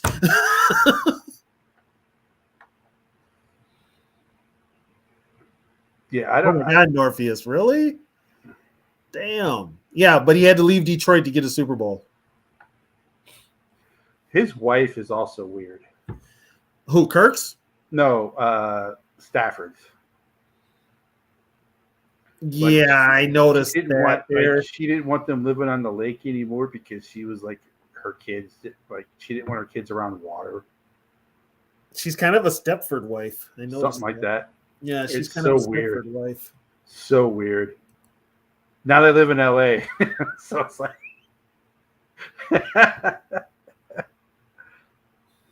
well, his wife, Julie Kirk's wife, is she's a traditional like Christian wife from like the 60s. She's a Southern girl. She's from Atlanta.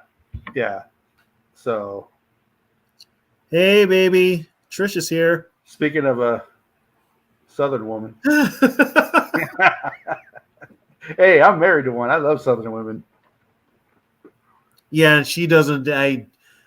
We still go back and forth about where Kirk Cousins is going to end up. She doesn't. So who was cussing more? Who was cussing more this weekend? You or Trisha? Probably me, but Trisha didn't hear it because she was at work. Well, I'm talking because her game that was bad. The Falcons game was bad. That Falcons, I felt her pain. I literally did. And how the hell was Arthur Smith safe? He's safe. He's safe unless they decide at the last minute they want to make a change. I mean, which they're probably going to keep him. But from what Trisha's telling me, Blank has said that Arthur Smith is going to be the coach. And we're probably going to get to Bailey. Sarah, don't ask her that question. She has heard me bitch and moan about Kirk for the last how many years we've had him. She does not want Kirk. She does not want Kirk. But she doesn't want, she doesn't really want Ritter either. Did she see where I made you defend Kirk? I think she saw that. Yeah, I had to. Hey, you made me defend Kirk. God. That was the highlight of the show. I freaking owe you. I had to defend that bastard. God. Oh, man.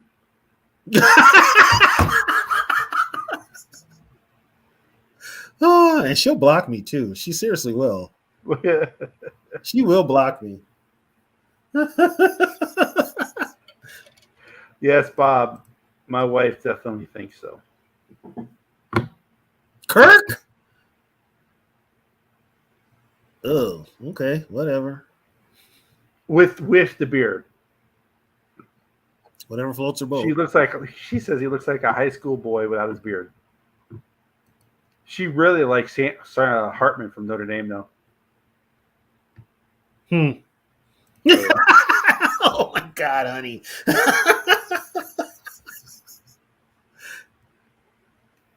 Yeah, we both feel the same way about our coaches, I guess. Yeah, it's kind of a mutual feeling. But the problem is, I We've think got the owners. Vikings. I think the Vikings are going to make the playoffs. Because pretty much all they had to do is beat the Packers, and they're in Well, they also got to beat the Lions. to win the division. Well, I tell you what, if they lose to the Lions, they're probably not in. If they lose to the Lions Well, this week, they hire they hire the they have the tiebreaker against all the teams that they're competing against, except for the Bucks. conference The- record. if the Bucks don't win the division, that's the only team that has. Yeah, did we lose to all the AFC teams we played? No, the Raiders Except was the Raiders. except for We the beat the Raiders. Yep, they lost to every AFC team. So they have They have 7 losses, and they lost. We lost to Tampa Bay. Yep, We lost to And- Chicago. yep, and then all the other losses are AFC. That's only 4. They lost. Well, the Eagles, but they weren't going to. Oh, the Eagles. Yeah. So yeah, but everybody else around them has got like 5 or 6 like losses. No, I am. If you're talking about being from Maine, no, I'm not Northeast. I am from South Florida. I am Dolphin territory is where I was born and raised. That's why my dad's a Dolphin fan. But no, I was watching the Vikings on TV when I was like 5 or 6, and the horned helmet. I thought it was the coolest helmet ever. I've been suffering ever since. I would still be suffering as a Dolphins fan because they haven't won. They haven't won since I've been alive. But at least I could say, hey, Yeah, I've but seen Super Bowl. you've got rings though with the Dolphins. Well, 83, I watched him in the Super Bowl too. You've got football immortality with the 72 Dolphins. Yeah, So which is funny because my dad's originally from Michigan, but he's a Dolphins fan. I mean, even he wasn't going to cheer for the Lions. Yeah. He knew better. Yes. Every sport in Minnesota except for basketball, I've kind of adopted. Which I guess the Wolves lost tonight Yeah. to Philly, 127. Yeah, for a while, I didn't have a hockey team. I just cheered for players, and I met Brian Leach in person, the guy from the Rangers, and he was a very nice guy. So I followed the Rangers while he was playing for him. So yeah, I was happy when they won the Cup in '94 because Brian Leach was playing for him. And then once the Wild came in, You know what, became a Sarah? Wild fan. If the Wolves win the championship this year, that would just be friggin' such a Minnesota thing. Everybody gets a championship before the Vikings, and then the Wild will be next. I don't know though. The NBA Yeah, we did. Actually, the one quarterback we tried to get, Bob, when he was a free agent, was Scott Mitchell. But Oh no, Detroit outbid us for him. the year after they lost the playoffs, 61-7 to Jacksonville, Minnesota tried to sign Dan Marino, Yeah, but he said no, I'm going to stay retired. yeah. Because that was back when the Vikings would sign veteran They quarterbacks. were struggling for quarterbacks, Yeah. but see, in '94 they tried to get Mitchell, and Detroit outbid Yeah. us for him. Thank God, Yeah. and which led to us trading for Warren Moon. Which was the better choice. Yep. Well, you know what? Thanks everybody for showing up tonight. Great topic. We still got more topics, and we're still looking for suggestions. All the positions, we're not going to do kickers and punters because they're kickers and punters. No, we're only doing athletes. Yeah. So all the positions are done. We've done all the positions. And we've done first round picks. We've done the Love Boat. We've done front office. We did the inaugural year, how they became a team. Coaching, We've done all of the coaches. and we did the Purple People Leaders. We did the Purple People Eaters, and we did. So there's a couple other programs in between there, but I think the 2 topics we talked about tonight, the Guts and Glory and the Ring of Honor, and who's in the Ring of Honor, who should be in the Ring of Honor, and who should be in the Hall of Fame. I think those will be our next 2 shows. Yep. And then, come on, Reggie Roby was the only punter who was an athlete. Come on, man. He's not a Viking, but I mean, come on. The man wore a digital watch on the freaking field so he could time his punts, his hang time. Let me see. What does Sarah say?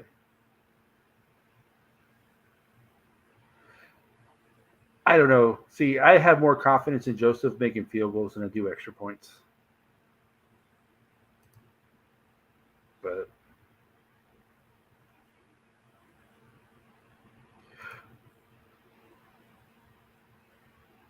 Well, okay, Frozen North, as somebody, I played semi-pro ball, so we used to give kickers and punters grief because we would get guys that would come in there that would only kick. Now, this is semi-pro. yeah. And then we would get guys that would only punt, and they were horrible. They were horrible.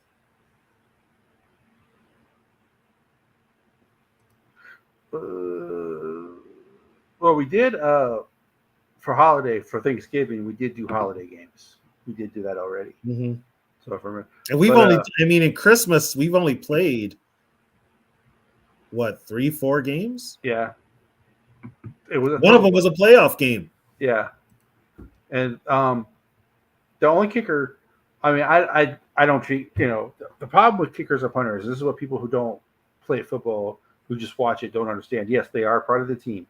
Yes, they can win and lose you games. Please, they got one job and they can't even do But that. here's the thing: they don't practice like the rest of us do. Like Yeah. we all have to run at the end of practice. The kickers and punters ain't running.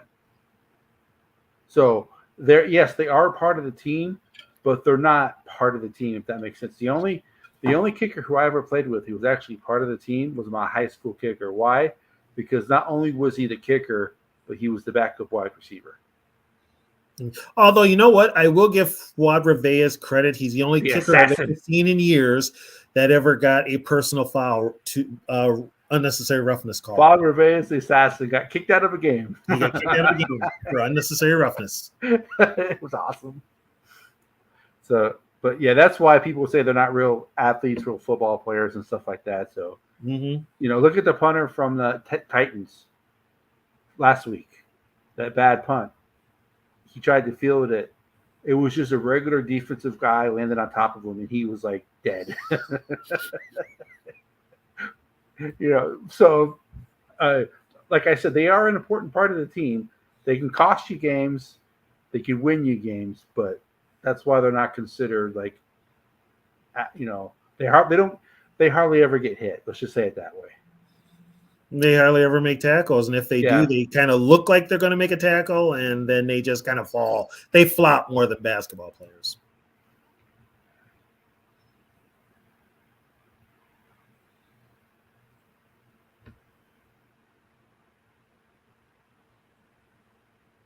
This weekend, is that what I you think mean? they lose. It'll be a close game. I think we do. I think we lose by a field goal, to be honest. Especially if Nick Mullins does not turn the ball over, they have a chance. I think the chances of them winning, which is, I think. Hey, Catch, we got another topic. Oh, to the ones we lost. Yeah. We could do that. I mean, the list is getting longer now, but yeah. There's some. I mean, most of the guys. I mean, the linebacker core that I announced, the only ones that are left, believe it or not, from those teams in the 70s and 80s, are Jeff Seaman and Scott Studwell. Lonnie Warwick too. The middle linebackers are still alive, except Rip Hawkins. Yeah. The outside linebackers have all left us. All of them. I think the Packers have a winning record against us there. Not by much. Not by much, but yeah. And the Bengals after Sunday have a winning record against us. Yeah. But I think of the divisional teams, the Packers have the... Yeah, the Packers are the only one. And it's not by much. It was only because of the last 6 or 7 years when the Packers were really good and the Vikings weren't the best. Right. It was pretty much tied for a while. It was pretty It much got tied for a tight while there, and then all of a sudden we just the started. Packers went on that run. Packers went on a run, yeah. Yeah. But as far as division, that includes Tampa Bay. When Tampa Bay was in the division, yeah, going all the way back, yeah. There's not very many teams who have a winning record against. Like there's I think there's 3 teams that have never beat Minnesota. I think. Just the only one is Houston. So a big winning margin against us. Oh, winning margin? yeah, like which team has a winning margin against us? I think it's just the Packers. Yeah. Let me see. Nobody has a big winning margin against us. Nobody. All of them are close, except maybe Cincinnati. No, it's one game. Vikings. It's 8-7 Cincinnati. Okay. You know what? Take that back. The Colts.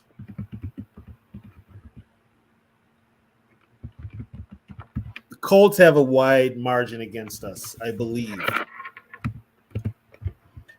And that goes all the way back to the Baltimore days.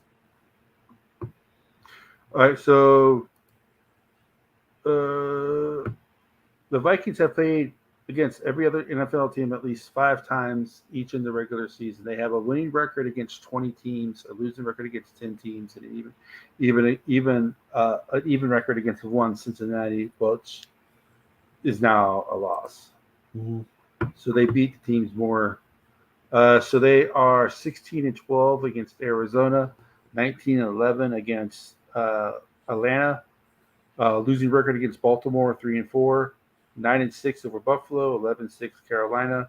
They are 66-56-2 against the Bears. I think this is, what was this written? This was, I think this was last year. So they are now 7-8 against Cincinnati. They're 11-5 against Cleveland. Dallas, they're 12-15 against Dallas. Okay. Denver, they have a 500 record against because they lost to Denver this year. They're 8-8. Detroit, 40-41-2. They are 57-64-3 against Green Bay. 57-64-3. Yep. So it'll be 58 now because they beat them already. So they are 5-0 against Houston. They're 8-17-1 against the Colts. That's what. Yeah, that's the widest margin. They are 6-1 against. It's a 327 win percentage against the Colts. They are 61 against Jacksonville.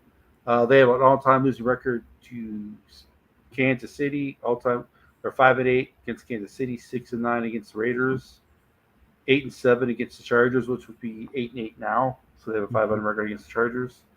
They are 22-16-2 against the Rams. They'll have a losing record against the Dolphins. They are 6-7. They are 5-9 against New England because I think they were undefeated against New England until they got Belichick and Brady. They haven't beat. We hadn't beat the Patriots because the first time we played the Patriots, we beat them, but then we lost the next 2. Yeah, I did the whole time Brady was there. I don't think they beat them. They have a winning record against New Orleans. They are 20-12 against New Orleans, 20-12, 17-10 against the Giants. Wow, here is a weird one. They're 4-8 against the Jets. Yeah, they can't beat the Jets. And winning record against the Eagles, winning record against the Steelers, winning record against San Fran. Seattle, they have a 333 win percentage against Seattle. They're 6-12 against Seattle all time. Yep. And then Tampa Bay winning record, Tennessee winning record, and Washington a winning record. Okay. So yeah, but the widest margin, the worst win percentage is the Colts. Mm-hmm. That's why I figured we couldn't beat them in the 60s. Yeah. We couldn't beat them in the 60s. So, well, tell you what. That was a good way to end the show with that little run of stats right there. Yeah. We appreciate everybody being here. Norpheus, Sarah, Frozen, T-Bass. I know he went to bed, but you guys are here all the time. Every week. Bob, we can't tell you how much we appreciate it. Dorian, as well. Hopefully, you won't get sick of us. That's Yeah. you know. What is this? Oh, We'll have to do a show on that one that's too. another show. That's another show too. That's another show. Yeah. That's another show we'll do. God, we got so much to talk about. Whew. Well, And it's when your not all team- good. Just No. deal with it, folks. It's not all good. Yeah. Yeah, we can. I mean, like I said, we're taking next week off because it's Christmas Eve, Yeah. or Christmas, I think. Let me see. Yeah, Christmas is what, Monday? Let me see. Yeah, because it's Yeah. Christmas Eve is. Yeah, so Christmas Eve is Sunday. So Christmas is. There's 3 Yeah, games on Monday. 3 NFL games. So and then- we're not doing the post game show, but we'll be doing.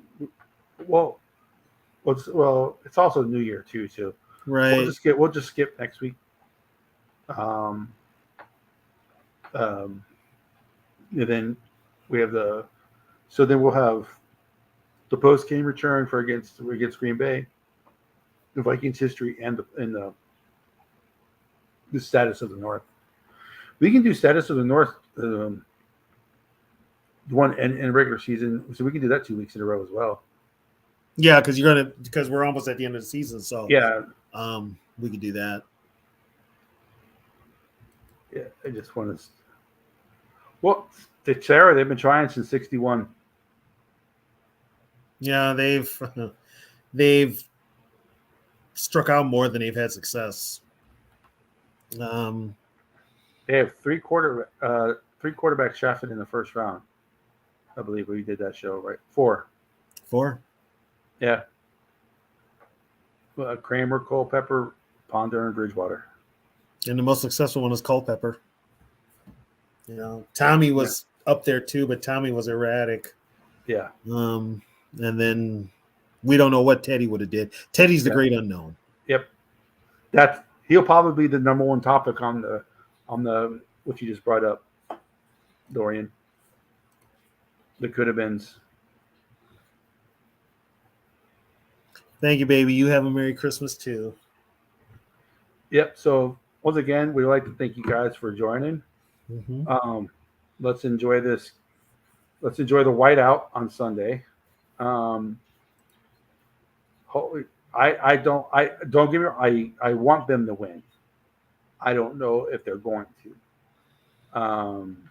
Like I said before, it's all on KLC. Yep. It's we need to now. You have to hold KLC accountable. This is his team. Yep. This is not Zimmer's team. That was last year. You got your feel-good story last year. You were able to put the blame on Zimmer as to why the team wasn't winning. Okay, you won last year. This is all on this current regime, and this is all on KLC. He keeps getting passes, which he shouldn't get anymore. He's got to prove a lot to me. He's got to prove a ton to me. We both get a lot of hate for saying a lot of it's KOC's fault. He's a head coach, including Sarah. But I understand I also understand Sarah's argument too. But we just the thing is, and it's like we know the argument, but the problem is when shit doesn't go well, it falls on whoever's in charge, and that's the head coach. Whether it's warranted or not, it falls on the head coach. The team doesn't win, it falls on the head coach. Team doesn't play good, it falls on the head coach. Yep. The bad play calls definitely fall on the head coach because he's calling the plays. Yep. And we saw that when he was trying to turn Dobbs into Cousins. So I don't blame Dobbs as much as him playing bad as I do KLC. But hospital balls are hospital balls. Mm-hmm. So we want to say, whatever holiday you celebrate, enjoy it with your family. Everybody be safe because we want to see you back here when we return after the new year. Happy holidays, everyone. Happy holidays, and thank you guys for watching the best history show on YouTube. Vikings, let's win this game. Score Vikings, on the relay. Go get that first down, then get a touchdown.